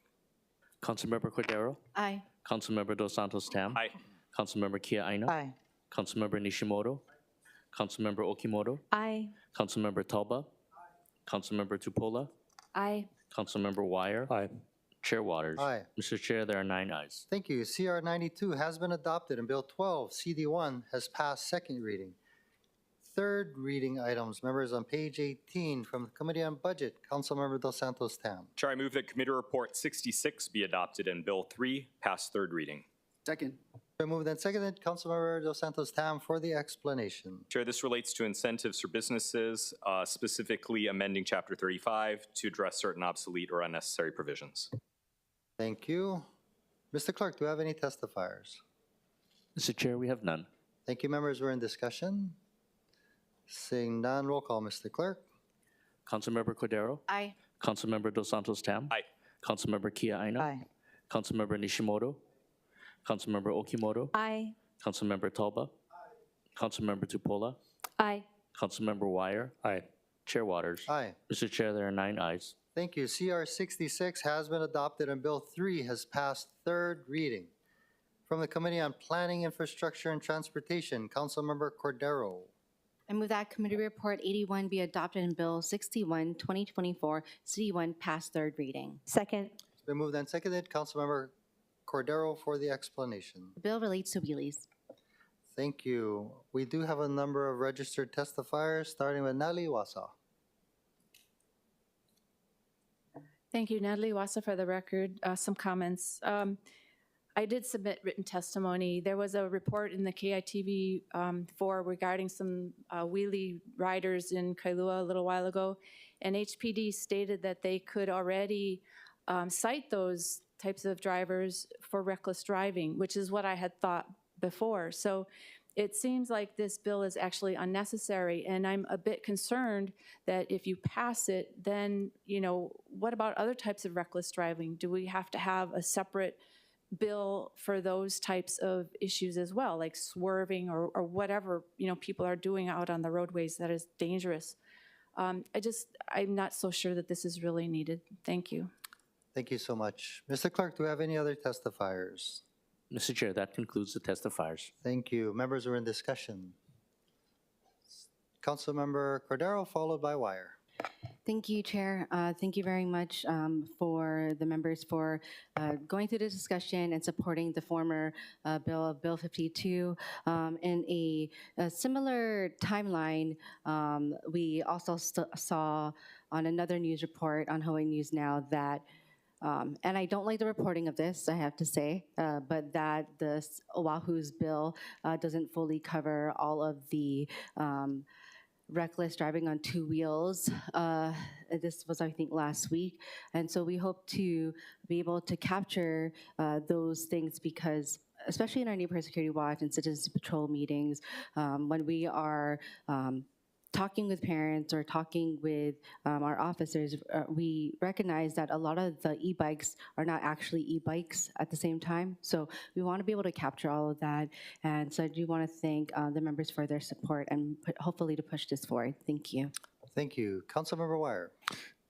Thank you. Yeah, we'll just echo that. One of the mahalo of the committee, and just note that really it's a tool in the toolkit that came from our community conversations, particularly those involved in Neighborhood Security Watch and doing a lot of work with our law enforcement. This isn't going to solve all of our e-bike issues, but as mentioned, you know, it's a very broad definition that applies to all the different types of devices out there, and a very straightforward, simple standard that I think is just 2 points, whether it's in this particular bill or any criminal, civil type violation law that we look at, I think that are useful approaches in making sure we pass laws that are easy to enforce and easy to, you know, move through the judiciary. So yeah, I just wanted to mahalo everyone for their input as we move the piece forward. Thank you. Any further discussion? Seeing none, roll call, Mr. Clerk. Councilmember Cordero. Aye. Councilmember Dos Santos Tam. Aye. Councilmember Kia Aina. Aye. Councilmember Nishimoto. Councilmember Okimoto. Aye. Councilmember Talba. Councilmember Tupola. Councilmember Wire. Aye. Chair Waters. Aye. Mr. Chair, there are 9 ayes. Thank you. CR 81 has been adopted and Bill 61, 2024, CD1 has passed third reading. Members, moving to the top of page 19, Councilmember Cordero. I move that Committee Report 82 be adopted and Bill 1 CD2 as amended pass third reading. Second. It's been moved and seconded. Councilmember Cordero for the explanation. This bill relates to public places. Thank you. Mr. Clerk, I believe we have one registered testifier, Natalie Iwasa. No? Okay.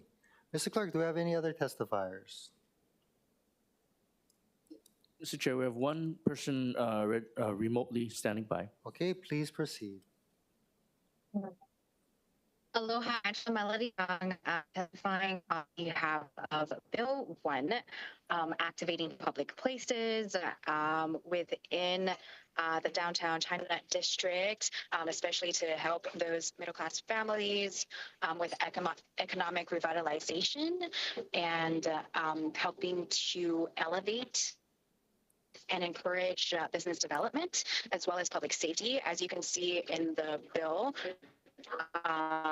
if we want to be very technical, it's very helpful with the technical work of all these departments, with the Liquor Commission, OER, to help collaborate and with awareness about safety to kind of activate the energy of these restaurants, right?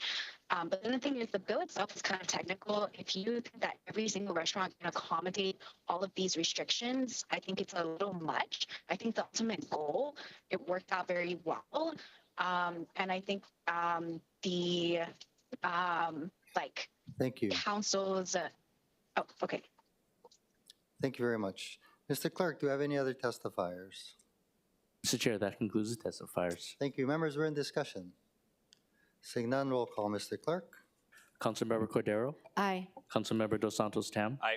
Councilmember Kia Aina? Aye. Councilmember Nishimoto? Councilmember Okimoto? Aye. Councilmember Talba? Councilmember Tupola? Aye. Councilmember Wire? Aye. Chair Waters? Aye. Mr. Chair, there are 9 ayes. Thank you. CR 82 has been adopted and Bill 1 CD2 has passed third reading. Moving to the top of page 20, from the Committee on Budget, Councilmember Dos Santos Tam. Thank you, Chair. I move that Committee Report 70 and Resolution 25-53 be adopted. Second. Been moved and seconded. Councilmember Dos Santos Tam for the explanation. This relates to the transfer of funds. Thank you. Mr. Clerk, do we have any testifiers? Mr. Chair, we have none. Thank you. Members, we're in discussion. Councilmember Cordero, Thank you, Chair. I have a question for HPD. please proceed.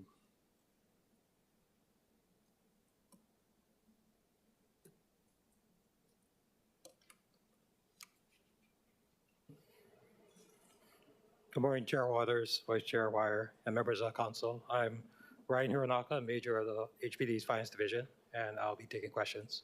Thank you, Major. Major Hironaka, I was just wondering about how much HPD has transferred between the activities for this fiscal year. Unfortunately, I don't have that number, the exact number at this time. Okay, thank you. Would love to know sooner than later. Thank you. Okay, thank you. Thank you. Any other questions for HPD members? Seeing none, thank you for being here today. Thank you. Any further discussion? Seeing none, any objections or reservations? Noting no objections or reservations, CR 70 and Resolution 25-53 has been adopted. Councilmember Dos Santos Tam. Thank you, Chair. I move that Committee Report 71 and Resolution 25-56 CD1 as amended be adopted. Second. It's been moved and seconded. Councilmember Dos Santos Tam for the explanation. Chair, this establishes a permitted interaction group to discuss and explore the potential use of tax increment financing by the City and County of Honolulu. Thank you so much. I know we have one registered testifier, Natalie Iwasa.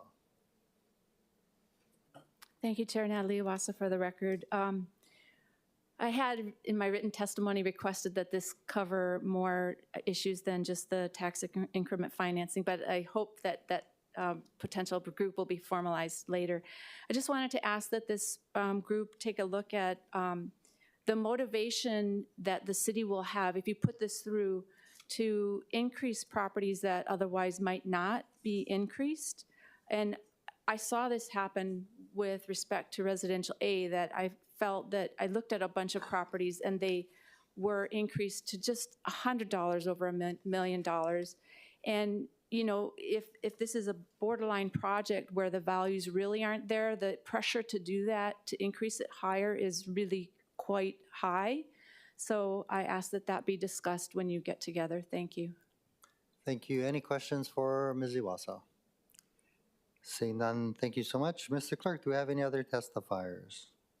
Mr. Chair, that concludes the testifiers. Thank you. Members, we're in discussion.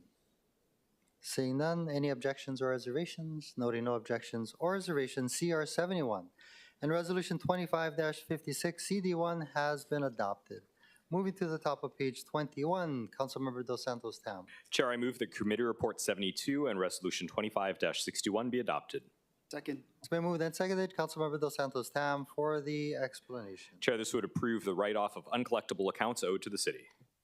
Thank you. Mr. Clerk, do we have any testifiers? Mr. Chair, we have none. Thank you. I note the presence of Director Kawano. If anybody has any questions for the director, members, we're in discussion. Seeing none, any objections or reservations? Noting no objections or reservations, CR 72 and Resolution 25-61 has been adopted. Councilmember Dos Santos Tam. Chair, I move that Committee Report 73 and Resolution 25-70 be adopted. Second. It's been moved and seconded. Councilmember Dos Santos Tam for the explanation. Chair, this would accept a gift of transportation, lodging, and registration fee with an estimated value of $2,800 to the city from the National Association of State Procurement Officials, NASPO, for one staff member from the City and County of Honolulu to attend the NASPO Exchange Conference and Training Event in Las Vegas, Nevada, from March 3rd through 6th, 2025. Thank you very much. Mr. Clerk, do we have any testifiers? Mr. Chair, we have none. Thank you. Members, we're in discussion. Seeing none, any objections or reservations? Noting no objections or reservations, CR 73 and Resolution 25-70 has been adopted. Moving to the top of page 22, Councilmember Dos Santos Tam. Chair, I move that Committee Report 97 and Resolution 25-73 CD1 as amended be adopted. Second. It's been moved and seconded. Councilmember Dos Santos Tam for the explanation. Chair, this would authorize the issuance, sale, and delivery of multifamily housing revenue bonds in a principal amount not to exceed $30,376,937 for the purpose of making a mortgage loan to provide financing to Komohale West Lock Venture LP, a Hawaii limited partnership for multifamily rental housing development, determining and prescribing certain other matters relating thereto, and approving and authorizing related actions in the execution of delivery of related documents and agreements. Thank you so much. I believe we have one registered testifier, Kathleen Orlandi. Mr. Clerk, is the testifier available?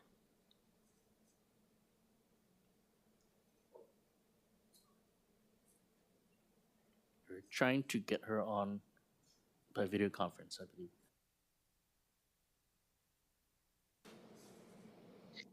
Thank you. Good morning. Good morning. Kathleen Orlandi, partner at Hawkins, Delafield & Wood, bond counsel to the City and County of Honolulu for the multifamily housing bonds so described. Rather than provide testimony, I'm here to assist the staff who's responsible for issuing the bonds in case there are any questions they'd like to direct in my way. Thank you. Thank you so much. Members, any questions for the testifier? Seeing none, thank you. Mr. Clerk, do we have any other testifiers? Mr. Chair, we have one other remote testifier with their hands up. Okay, please proceed. Aloha, Angela Melody Young, testifying to help with the Ewa Beach District development, the West Lock Village. And I think it would be really helpful, especially as it's going to contribute to the transient-oriented development district, and also to be a really good accommodation for all citizens in the Ewa Beach District. Thank you so much. Thank you. Mr. Clerk, any other testifiers? Mr. Chair, that concludes the testifiers. Thank you. Members, we're in discussion. Seeing none, roll call, Mr. Clerk. Councilmember Cordero? Aye. Councilmember Dos Santos Tam? Aye. Councilmember Kia Aina? Aye. Councilmember Nishimoto? Councilmember Okimoto? Aye. Councilmember Talba? Councilmember Tupola? Aye. Aye. Councilmember Wire? Apologies. Aye. Chair Waters? Aye. Mr. Chair, there are 9 ayes. Thank you. CR 97 and Resolution 25-73 has been adopted. Councilmember Dos Santos Tam. Chair, I move that Committee Report 98 and Resolution 25-74, CD1 as amended be adopted. Second. Moved and seconded. Councilmember Dos Santos Tam for the explanation. Chair, this would authorize the execution of a ground lease with Komohale West Lock Venture LP to develop an affordable rental housing project at 91-1666 Renton Road, Ewa Beach, Oahu, Hawaii, 96706, TMK number 191122004. Thank you. Mr. Clerk, do we have any testifiers? Mr. Chair, we have none. Thank you. Members are in discussion. Seeing none, roll call, Mr. Clerk. Councilmember Cordero? Aye. Councilmember Dos Santos Tam? Aye. Councilmember Kia Aina? Aye. Councilmember Nishimoto? Councilmember Okimoto? Aye. Councilmember Talba? Councilmember Tupola? Councilmember Wire? Aye. Chair Waters? Aye. Mr. Chair, there are 8 ayes, 1 member is absent. Thank you. CR 98 and Resolution 25-74, CD1 has been adopted. Moving to the top of page 23, from the Committee on Planning, Infrastructure and Transportation, Councilmember Cordero. I move that Committee Report 86 and Resolution 25-67, CD1 as amended be adopted. Second. It's been moved and seconded. Councilmember Cordero for the explanation. This resolution accepts a gift of travel and related expenses valued at $4,000 to the city from the Freshwater Initiative Hawaii Community Foundation for a staff member of the Department of Facility Maintenance to attend the 2025 Annual Grants Management Training in Washington, D.C., March 12 to 14, 2025. Thank you very much. Mr. Clerk, do we have any testifiers? Mr. Chair, we have none. Thank you. Members were in discussion. Seeing none, any objections or reservations? Noting no objections or reservations, CR 86 and Resolution 25-67, CD1 has been adopted. From the Committee on Zoning, Councilmember Kia Aina. I move that Committee Report 88 and Resolution 25-49 CD1 as amended be reported out. Second. It's been moved and seconded. Councilmember Kia Aina for the explanation. This resolution grants a special management area major permit to allow for the construction of 2 new single-unit dwellings with attached garages and a carport, retaining walls, and an individual wastewater system in He'ea, Oahu. Thank you very much. I note that Mark Howland has registered to testify. Is Mr. Howland available, Mr. Clerk? Mr. Chair, the testifier is not logged on. Thank you. Are there any other testifiers? Mr. Chair, I believe that concludes the testifiers. Thank you. Members were in discussion. Councilmember Kia Aina. Thank you, Chair. Is DPP here?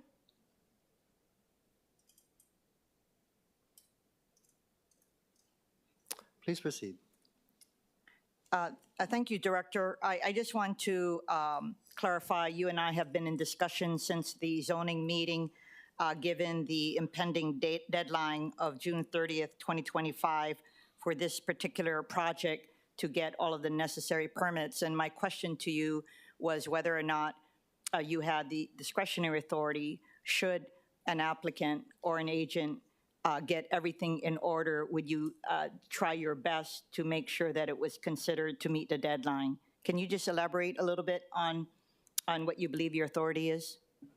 Yes, I believe under Chapter 18 ROH that the director or the department has the discretion that if there are certain extenuating circumstances to allow the permit to be extended, the permit review. Thank you so much. And I will acknowledge I am in receipt of your letter regarding this project's agent. You know, despite the pilikia that particular agent has had with your department, I just ask that since the applicant has met with me and is doing everything possible to rectify the process and move it forward, I ask that you make sure that he's not being impacted because of the bad behavior of his agent. Yes, we'll continue to work with him, and we hope that he can improve on some of what he's doing so that we can move things along. Thank you so much. Thank you. Any further questions for DPP? Seeing none, thank you very much.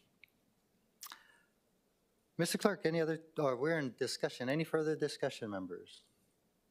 Seeing none, roll call, Mr. Clerk. Councilmember Cordero? Aye. Councilmember Dos Santos Tam? Aye. Councilmember Kia Aina? Aye. Councilmember Nishimoto? Councilmember Okimoto? Aye. Councilmember Talba? Councilmember Tupola? Aye. Councilmember Wire? Aye. Chair Waters? Aye. Mr. Chair, there are 9 ayes. Thank you. CR 88 and Resolution 25-49 CD1 has been adopted. Moving to the top of page 24, Councilmember Kia Aina. I move that Committee Report 89 and Resolution 25-69 CD1 as amended be adopted. Second. It's been moved and seconded. Councilmember Kia Aina for the explanation. This resolution authorizes exemptions from certain requirements relating to the Waiakoa Affordable and Market Rate Housing Project in Kaka'ako, Oahu. Thank you very much. I know we don't have any registered testifiers. I do want to note the presence of the applicants, Castle and Cook, Waiakoa LLC, and KP Waiakoa GP LLC for questions if members have any. Mr. Clerk, do we have any non-registered testifiers? Mr. Chair, we have none. Thank you very much. Members, we're in discussion. Councilmember Kia Aina. Colleagues, as you know, we see a lot of 201H projects. This is a major project that provides for 1,032 four-cell units of studio, 1-bedroom, 2-bedroom, and 3 bedrooms. 200 affordable units will be for households earning 100% of the AMI. 420 affordable units will be available to households earning 140% of the AMI, and 412 units will be market rate units. I did want to say that the targeted group is our workforce gap group, which includes local families employed as teachers, flight attendants, firefighters, police officers, nurses, and other careers earning between 120 to 140 of the AMI. While there is a focus on developing affordable housing for groups earning 100% AMI and below, which this body has passed, I also recognize that there is a need for this type of workforce housing and believe that this project provides an opportunity for local families to achieve home ownership on Oahu. I'd like to commend both Castle and Cook and Coal Development for their leadership on this issue. I think it's going to make headway in this gap group, and I look forward to the project starting. Well said. Any further discussion, members? Seeing none, roll call, Mr. Clerk. Councilmember Cordero? Aye. Councilmember Dos Santos Tam? Aye. Councilmember Kia Aina? Aye. Councilmember Nishimoto? Councilmember Okimoto? Aye. Councilmember Talba? Councilmember Tupola? Aye. Councilmember Wire? Aye. Chair Waters? Aye. Mr. Chair, there are 9 ayes. Thank you. CR 89 and Resolution 25-69 CD1 has been adopted. Moving to the bottom of page 24, from the Committee on Public Safety and Customer Services, Councilmember Okimoto. Thank you, Chair. I move that Committee Report 93 and Resolution 25-42 be adopted. Second. It's been moved and seconded. Councilmember Okimoto for the explanation. Urging the City Administration to provide unlawful gambling room prevention and reporting programs. Thank you. Mr. Clerk, do we have any testifiers? Mr. Chair, we have none.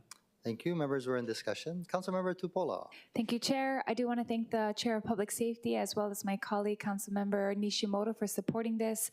You know, it is unfortunate that I heard about another shooting at a game room 2 weeks ago in Palama. We don't want to see this anymore, and many of the laws that we create are reactive, and this is actually suggesting we be proactive. It is suggesting that we develop programs that focus on education, financial literacy, offering accessible methods for residents to report gambling activities, empowering the public to actively participate in addressing these problems. It's important that we address what's coming downstream and not just try to catch everything downstream as it becomes overwhelming for us. So I'm hoping that we can really get into areas, especially where low-income families are, where some of these activities, they don't know any better. They participated in it, and so do their children, and for generations. And so I think it's a way for us to talk about how we can break that cycle. So with the right tools and resources, we want to help residents to create safer and stronger communities. I'm in support. Thank you, Chair. Thank you. Any further discussion, members? Councilmember Dos Santos Tam. Thank you, Chair. This resolution, as well as Bill 11 and Bill 12, which we discussed earlier in the agenda, are all part of a package of legislation aimed at tackling the illegal game room problem. You know, these game rooms bring violence, drugs, prostitution, human trafficking, other vices into our communities, and I think it's time for us to say enough is enough. We've been trying since 2023 with bills 5758. I know the state legislature has also been working on this, and I think the stars are finally aligning to be able to meaningfully start taking a bite out of this. I've seen how the efforts of HPD, using the tools that they have, that we're trying to codify via Bill 12, have been really successful, and I hope that this is, again, a positive step towards tackling this very vexing issue in all of our communities. Thank you. Members, any further discussion? Seeing none, any objections or reservations? Noting no objections or reservations, CR 93 and Resolution 25-42 has been adopted. Members, moving to the top of page 25, Councilmember Okimoto. I move that Committee Report 94 and Resolution 25-60 be adopted. Second. It's been moved and seconded. Councilmember Okimoto for the explanation. Accepting a gift from the Salvation Army Hawaiian and Pacific Islands valued at $1,074.30 to the city of lunch and dinner meals provided to the participants at the Department of Emergency Management's Emergency Operations Center during the January 30, 2025 storm response. Thank you. Mr. Clerk, do we have any testifiers? Mr. Chair, we have none. Thank you. Members, we're in discussion. Seeing none, any objections or reservations? Noting no objections or reservations, CR 94 and Resolution 25-60 have been adopted. Moving to the bottom of page 25 from the Committee on Innovation, Technology, and Entertainment, Councilmember Tolba. I move that CR 95 and Resolution 25-48 CD1 as amended be adopted. Second. Been moved and seconded. Councilmember Tolba for the explanation. Urging the City Administration to create an Oahu Tourism Strategic Plan that prioritize regenerative and sustainable tourism, respect for Native Hawaiian culture and values, integration of emerging technologies, and forward-thinking economic strategies. Thank you. Mr. Clerk, do we have any testifiers? Mr. Chair, we have none. Thank you, members. We're in discussion. Councilmember Kia Aina. Thank you, Chair. I wanted to thank Chair Tauba for helping to move this project forward. And just so to be clear with my colleagues, this calling for a plan is not to be an impediment to all of the other efforts underway. It's simply to ensure that if we are talking about regenerative and sustainable tourism, that we have a strategic plan for Oahu. The fact is that all other counties have one, and since we clearly contribute to the most with regard to tourism revenue, I think it would benefit the city to have our own strategic planning. I will work closely, if this moves forward, with the Office of Economic Revitalization, the Department of Enterprise Services, and the Department of Parks and Recreation. And so I just urge everyone's passage, and again, thank Chair Tauba. Thank you. Members, any further discussion? Seeing none, any objections or reservations? Noting no objections or reservations, CR 95 and Resolution 25-48 CD1 has been adopted. Moving to page 26, there are no balance of committee reports. Unfinished business. There's no unfinished business. Members, before we turn to new business, shall we take an hour-and-a-half break for lunch?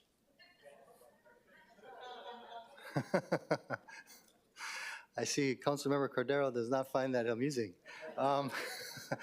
No, thank you, members. We really do only have 3 more pages. Shall we power through? Let's do it. Okay. Thank you. Vice Chair Wire. Thank you, Chair. I'm going to move that Resolution 2566 be adopted. This is accepting the gift of cash in the amount of $4,500 to the city from Scenery Productions, Inc. Second. Thank you. It's been moved and seconded as well as explained. Mr. Clerk, do we have any testifiers? Mr. Chair, we have none. Thank you. Members, we're in discussion. Seeing none, any objections or reservations? Noting none, Resolution 25-66 has been adopted. Moving to the top of page 27, Councilmember Wire. First move that Resolution 2572 be adopted. Second. It's been moved and seconded. Vice Chair Wire for the explanation. This is accepting the gift of lodging, airfare, and per diem valued at an estimated $2,976 to the city from the U.S. Election Assistance Commission for our elections administrator to attend the EAC Standards Board meeting in Charlotte, North Carolina during April 2025. Thank you. Is there a motion to amend? I move that Resolution 2572 be amended to the postponed FD1. Second. Been moved and seconded. Vice Chair Wire for the explanation of the amendment. The FD1 makes the amendment set forth in the written summary as posted on the agenda. Thank you very much. Mr. Clerk, do we have any testifiers? Mr. Chair, we have none. Thank you. Members, is there any discussion? Noting none. Any objections or reservations to the motion to amend? Seeing no objections, Resolution 25-72 has been amended to the posted FD1. Members, now we're in discussion on the posted FD1. Seeing none, any objections? Noting no objections or reservations, Resolution 25-72 FD1 has been adopted. Moving to the bottom of page 27, Vice Chair Wire. Move that Resolution 2577 accepting a cash gift of $10,000 to the city from Scenery Productions, Inc. be adopted. Second. It's been moved and seconded as well as explained. Mr. Clerk, do we have any testifiers? Mr. Chair, we have none. Thank you. Members, we're in discussion. Seeing none, any objections or reservations? Noting none, Resolution 25-77 has been adopted. Moving to the top of page 28, Vice Chair Wire. Move that Resolution 2583 accepting a gift of up to $1,700 to the city from the U.S. Government Accountability Office for travel and related expenses for one staff member from the Office of the City Auditor to attend the U.S. Comptroller General's annual domestic working group meeting be adopted. Second. Been moved and seconded as well as explained. Mr. Clerk, do we have any testifiers? Mr. Chair, we have none. Thank you. Members, we are in discussion. Seeing none, any objections or reservations? Noting no objections or reservations, Resolution 25-83 has been adopted. Moving to the top of page 29, there is no items for the Committee on the Whole or executive session. Members, any announcements? Councilmember Tolba. Thank you, Chair. I just want to welcome my new digital media manager, Josh Cole, to my District 9 office. Thank you. All right, aloha, welcome. Any other announcements, members? We do have lunch provided in the conference room. Thank you to Brad Kitsu for spending all night cooking. I believe he has shepherd's pie and corned beef and cabbage. So please see you folks down there. Vice Chair Wire, motion to adjourn. Thank you, Chair. I move that the meeting stand adjourned until Wednesday, April 16, 2025 at 10 a.m. Second. It's been moved and seconded. Noting no objections, council stand adjourned until Wednesday, April 16th, 2025 at 10 a.m. Members, congratulations. It is 12:30 p.m. I think this is a record. We are in adjourned.